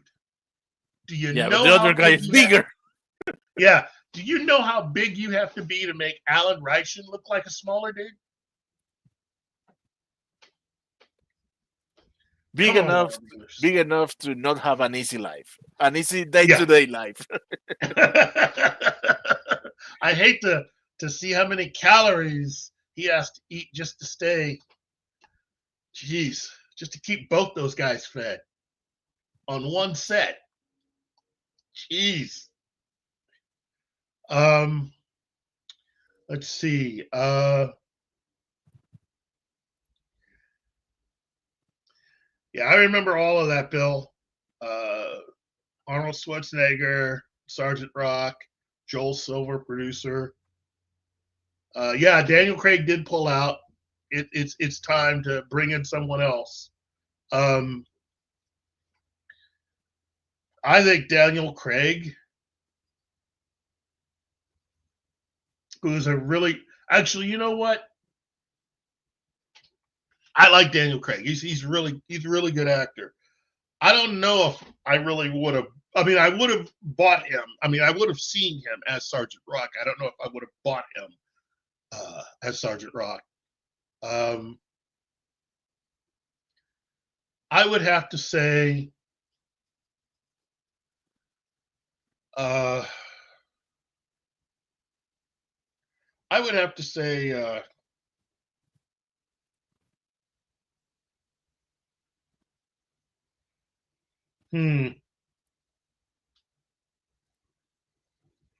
you know, there is one actor who I could see who they could get, who would be a different kind of. I would go with someone like maybe even a Clive Owen.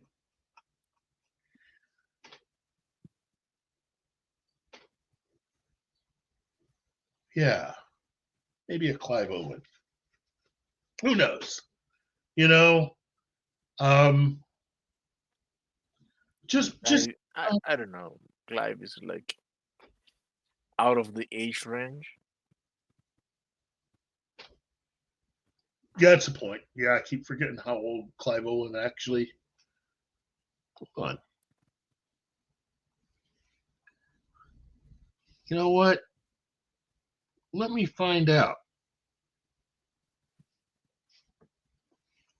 How old Clive Owen is.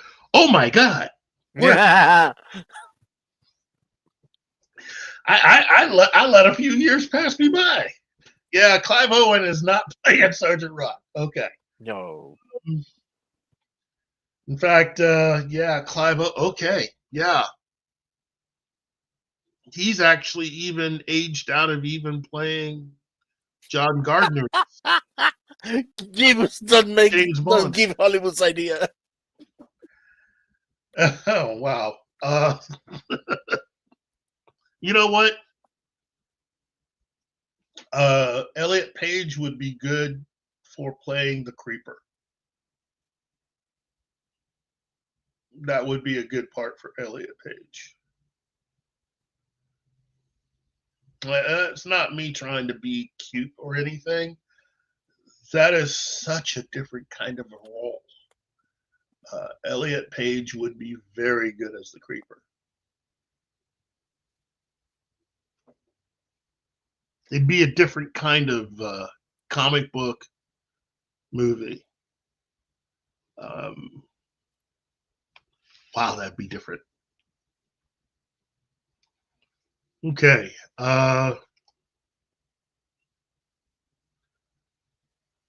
Yeah, so I think I've about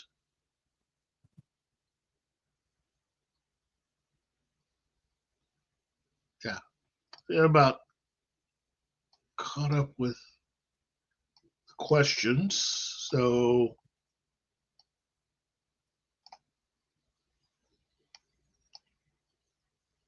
okay. Oh, and Chris Carroll had the thing about Bond. He says, "I'm sorry, but didn't they burn their bridges with Bond when they killed off his character at the end of No Time to Die?" Yeah, here's the thing about No Time to Die and all of the Daniel Craig movies. I know people think I'm kind of going off a little bit when I say that they should be in their own mini universe. But the reason why I say that is because of what happens to Felix. You know, it'd be one thing if they just killed Bond. And you got a lot of people saying, "See, they should just have it be like a title that you can pass." Yeah, it's the dumbest idea. Because then, how do you explain Felix?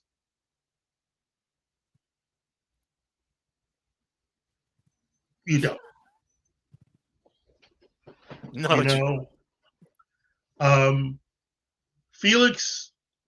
Spoiler alert: Felix gets killed off on the boat. And anybody that is a Bond fan that's read the books, once that happened in the movie, it's like you've entered an alternate universe. Basically, having Felix in the movies, you can tell time has passed from Casino Royale. And the thing about the Daniel Craig films is you get no indication that any of the other adventures, any of the other stories actually happened.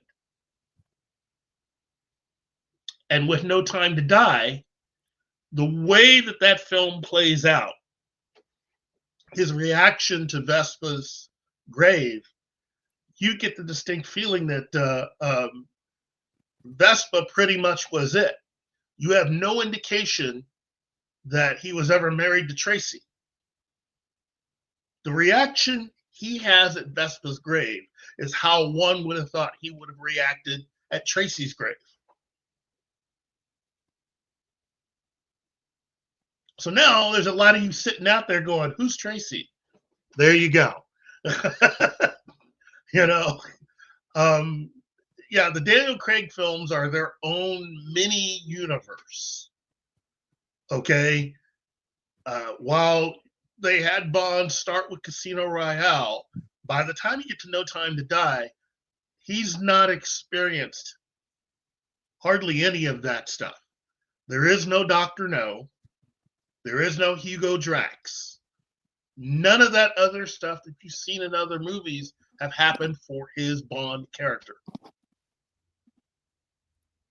So the only love of his life was Vespa. So you can tell he never met Tracy. He never met Octopussy. He never met any of these ladies. And the reason why I mentioned those two is because, and this is according to Ian Fleming, Octopussy was actually meant to be introduced into the Bond television series that Ian Fleming was writing for.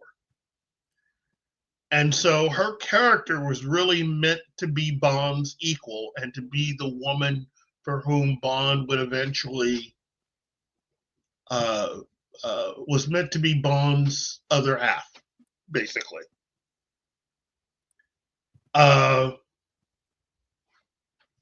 Yeah, none of that in the Craig films. So in a way, they kind of did a pseudo reset for the character with the Craig movies. they decided to go down a particular path with his character, and basically just sort of skip all the other adventures.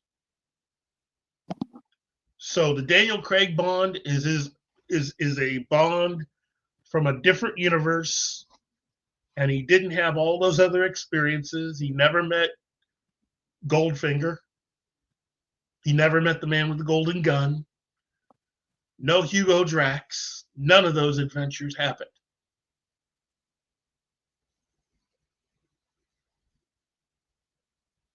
So, with that being an alternate universe, then yeah, you could easily bring Bond back. So as far as I'm concerned, the last time we saw quote unquote James Bond 007, Die Another Day with Pierce Brosnan.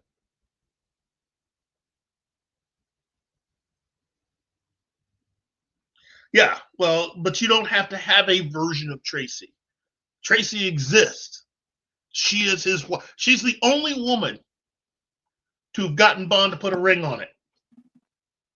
That says a lot about her.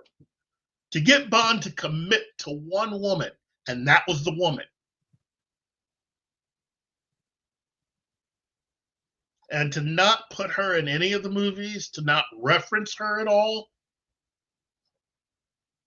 yeah, that's that's like making a Star Wars film and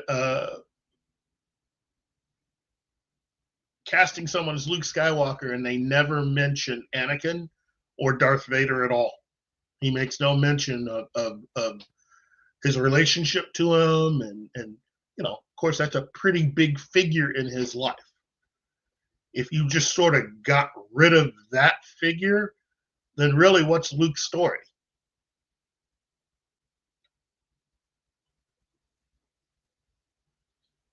So, anyway,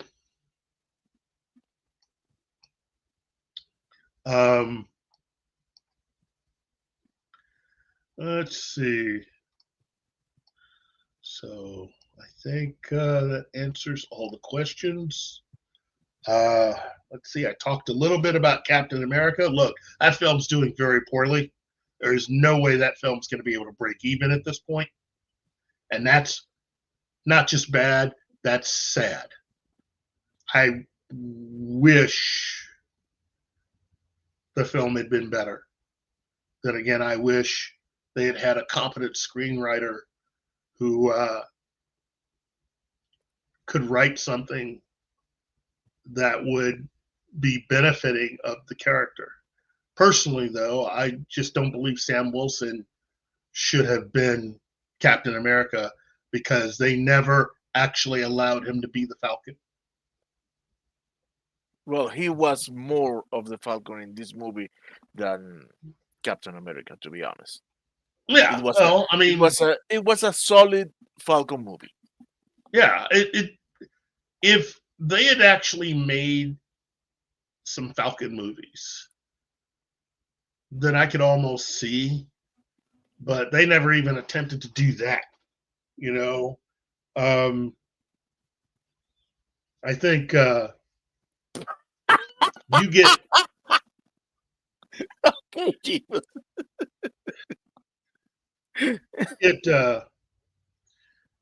get there is a lot more put into the character and expected out of the character of the Falcon in the animated Avengers cartoon Earth's Mightiest Heroes.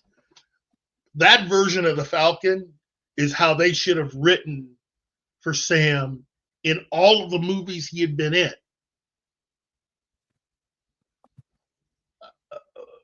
Except for when he's introduced in the Winter Soldier movie. They barely do anything with his character at all.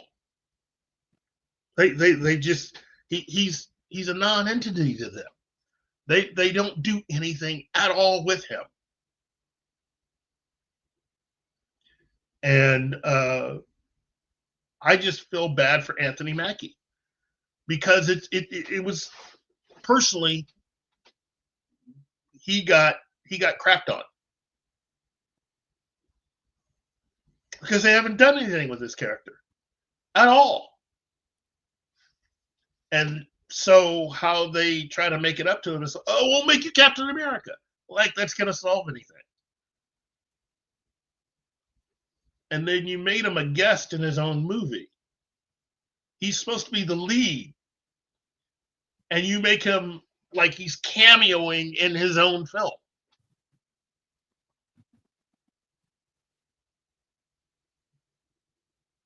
And that's the other thing. That's the reason why you needed 11 Alpha. That's the reason why you make a Falcon film. The backstory that they gave him is great.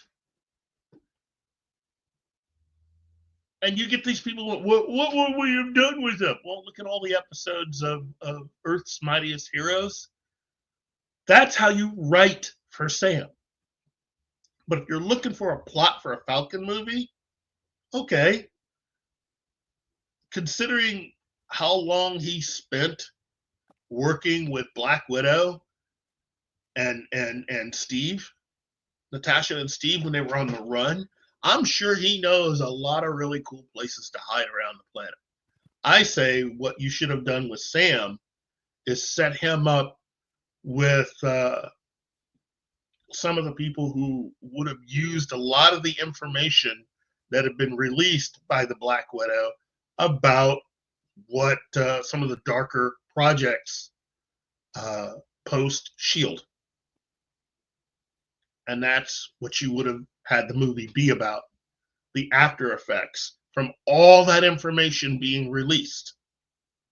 And trust me, there's a lot of information that S.H.I.E.L.D. collected over 40 to 50 years of existence. There are all kinds of ways they could have gone with that. And you didn't have to make him Captain America to do it.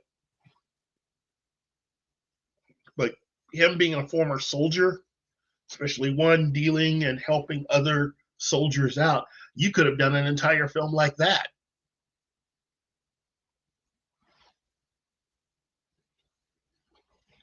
I mean, they make it seem like it's just so difficult. It's not difficult at all, you know. But again, I'm a firm believer that Anthony Mackie got screwed. And as I have been saying, and I know this is going to go in a different direction, but I'm going to tell you right now, for a company that seems to really pride itself on highlighting how many people of color and women they have, Marvel has done a crap job with a lot of characters of color, especially a lot of the black men in the MCU. Had to be said. You know, how can you not have the Blue Marvel in a movie? You know Warner Brothers and J.J. Abrams are trying to do a Black Superman film. You could have had the Blue Marvel in one of these films.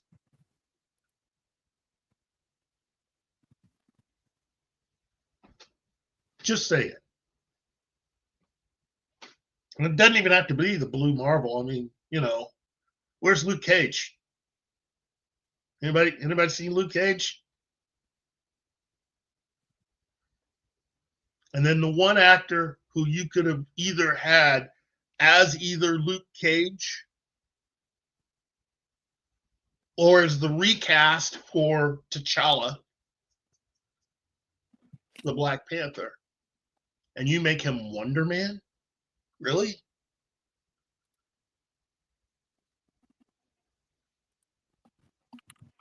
Doesn't matter. Doesn't matter. Known, unknown, doesn't matter, monkey. Does not matter at all. There's a lot of newbies that they have brought into. Hello, Gambit. There's a lot of newbies that have been brought into the MCU. There's a lot of characters they didn't know. You know, heck, they could have made the Blue Marvel part of the plot for even this film, Captain America. That would have made more sense to have the Blue Marvel go up against Red Hulk. So, just saying.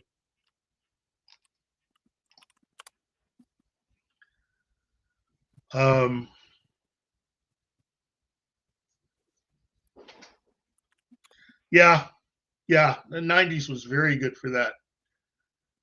Just seems like since the 2000, actually, it just seems like over the last 10 to 12 years, Disney in total has just done very badly with that. Just my opinion. They've just done very badly with that. In fact, Hollywood as a whole. You don't need to be race swapping. What you need are original stories by people that look like me and not having people look like me replace white characters.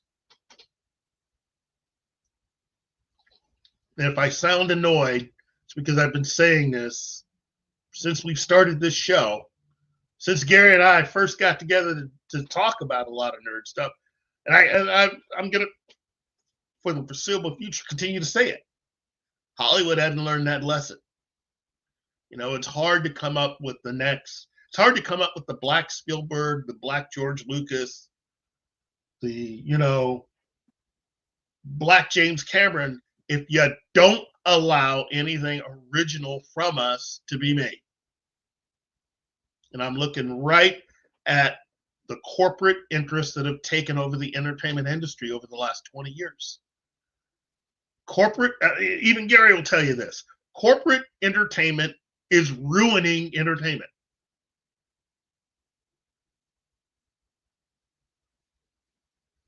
Yeah, Mahershala Ali. It's getting wasted. It's getting wasted. No, there will be no quote unquote real test with the X-Men.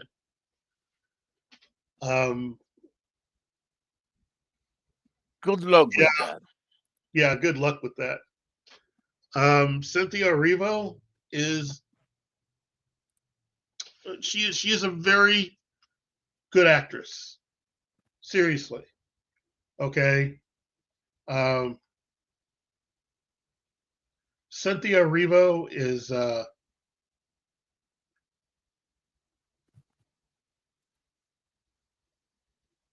well, I mean, okay, look, Cynthia Erivo she's 38 years old. So you have her play Storm, right? If you decide to go with the X-Men being older,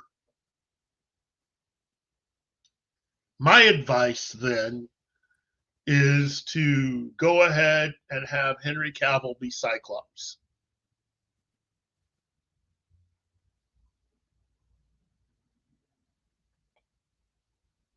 Cynthia Erivo as Storm, if you decide to go with older actors. Personally, I would like it to be younger actors so you could have them for a longer period of time. If that's what it is, then yes, Cynthia Erivo can't be Storm.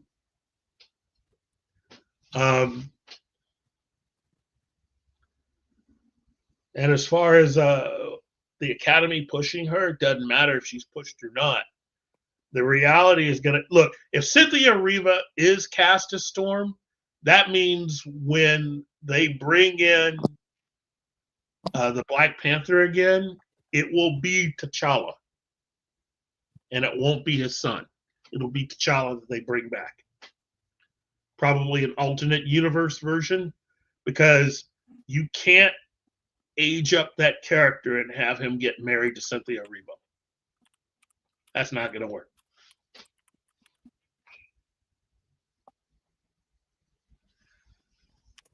That's just not going to work.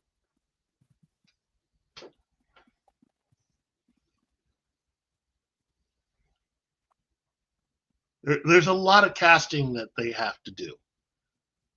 Marvel has a lot of different ways to go, but they got to be smart, and they got to think. Aldous Hodge, nope.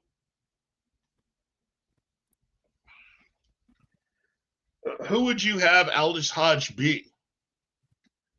Oh, of course he's not going to be Hawkman anymore. It's a That pity was because good. he was a good Hawkman. Yeah, not really. Not really. Not really. And it wasn't his fault. To me, he was miscast. Aldous Hodge, look, I'm going to tell you right now, you've got some people talking about Aldous Hodge, he could be T'Challa. I'm telling you right now, look at the actor who they have for Wonder Man.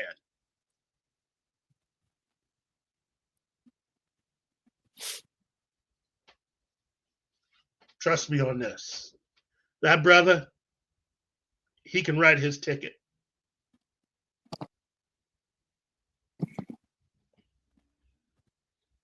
He's already been a part of the DC characters. Bringing him over to Marvel was a good idea, but making him Wonder Man was a mistake. So, but Aldous Hodge, if you're bringing in Aldous Hodge, I would go for a different character with him.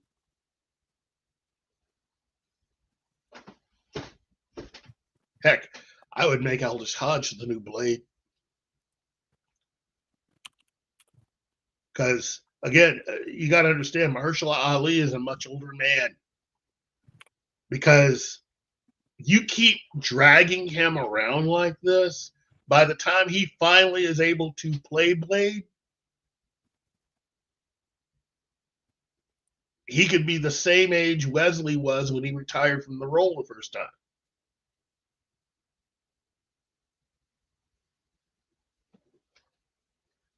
Hey, 11 Alpha, they've already casted Jon Stewart. He's already been cast. The actor who they have is one of the actors from the Krypton television series that they had. And he was really good on Krypton. Let me go to bat and just say that first season of Krypton, excellent. And the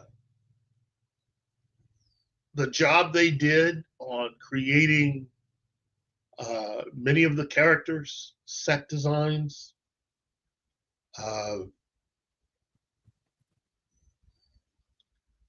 Brainiac towards the end of season 1 is some of the best makeup I've ever seen on TV. That was near theatrical style makeup that they did towards the end, and blows everything that they did on the Supergirl series with Brainiac 5 away. That was just a bunch of people playing with green skin makeup and one of the most outrageous looking wigs I have ever seen in my life on Supergirl. And they called that Brainiac 5. And then you look at what Krypton did with Brainiac. No. It's about as different as a bunch of third graders playing with their cell phones, making a movie in the backyard versus making something that is a big screen action film. So, Chris Carroll, got time for one more question? I just saw the Fantastic Four trailer for the first time. Any news? No real news. It's still coming. I'm still of the opinion, as I've been saying, this film better be good.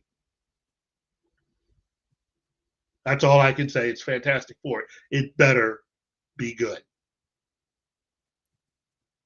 But Pedro Pascal, in my opinion, He's not Reed Richards. He's completely miscast. I think Pedro Pascal should be Tony Stark 2.0. He looks like Tony Stark. From the drawings, from the comics, he looks like him. You could buy him as Tony Stark.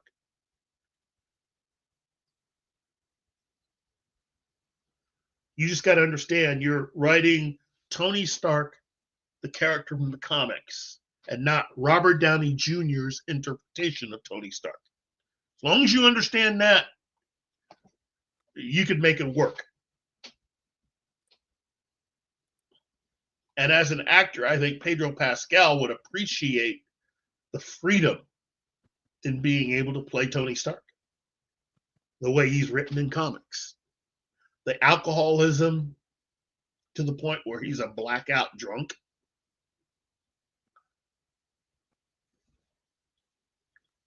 All the way up to the manipulative SOB. Obadiah Stane. He makes Stain look bad. The manipulative SOB who got a lot of heroes killed in Civil War and ruined Peter Parker's life. I mean, ruined Peter Parker's life.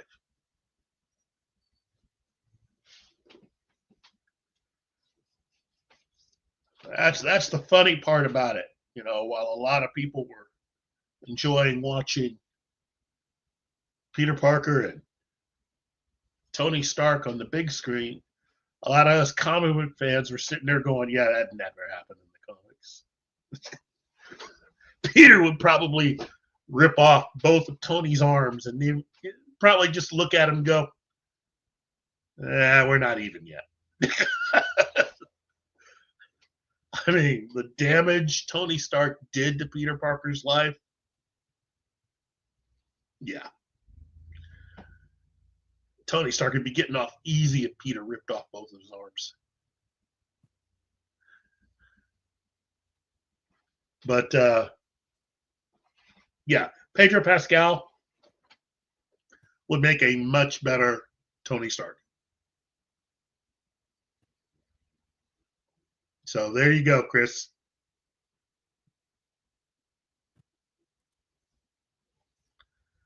And I think that about catches us up. I think we've gotten to everything and everybody. Wow, hopefully you've learned a few new things. Yahya Abdul-Mateen. There you go. That's his name. That's the Google Yahya Abdul-Mateen. Google the first Google any of the Aquaman movies that they've made. He's Black Manta. That's the guy Marvel, the MCU, hired to be Wonder Man. Take a look at that guy. That ain't Wonder Man. That is not Wonder Man. That's T'Challa. That is T'Challa staring you right in the face. The fact that Kevin Feige and his people looked at Yahya Abdul-Mateen and said, yeah, that's Wonder Man. Yeah, that shows you how off his rocker that guy is. And again, we're not disrespecting anybody. I'm just saying, if you're casting for the Black Panther, take a look at Yahya. I'm telling you, that dude, every woman that has ever looked at that picture is hoping that they go back to the more sleek cloth version of the Black Panther's costume. Because, yeah, the brother, he's, I gotta admit, he's in shape. He is in shape.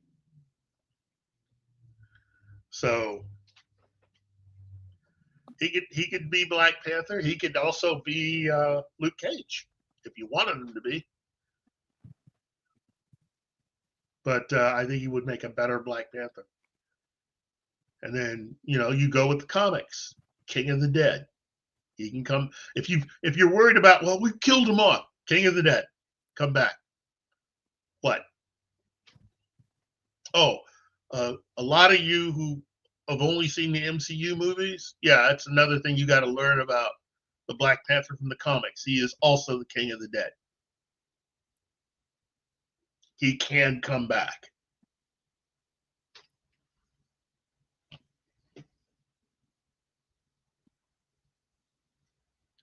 And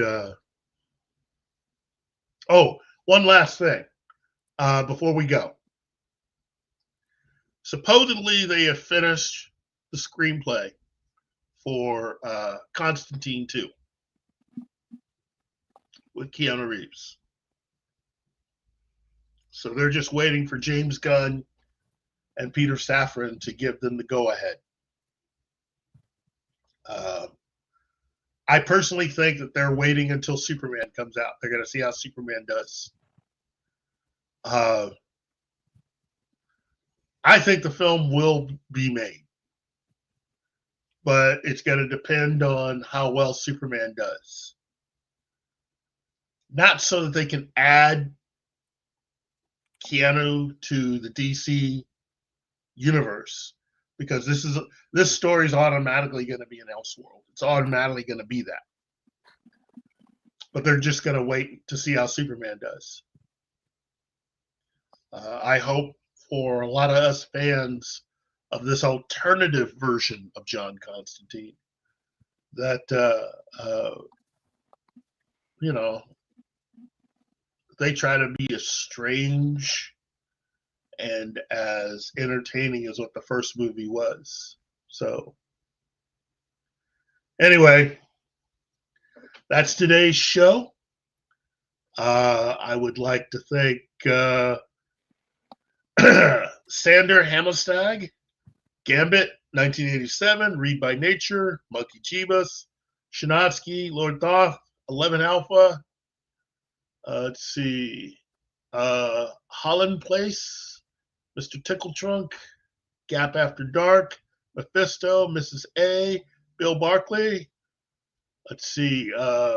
Nadia, or Horo Nads. Mr. Christopher Carroll, otherwise known as CC. Snortopoopas Q Burr.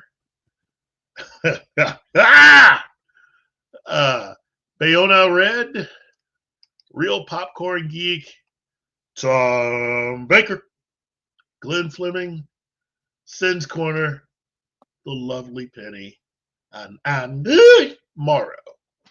I want to thank you. I want to thank everybody else, the sound of my voice.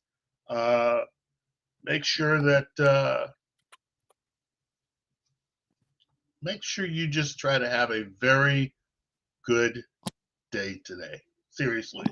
The weather's nice. And just go out and try to have a good day and a fun day. See you later, Martin. See ya.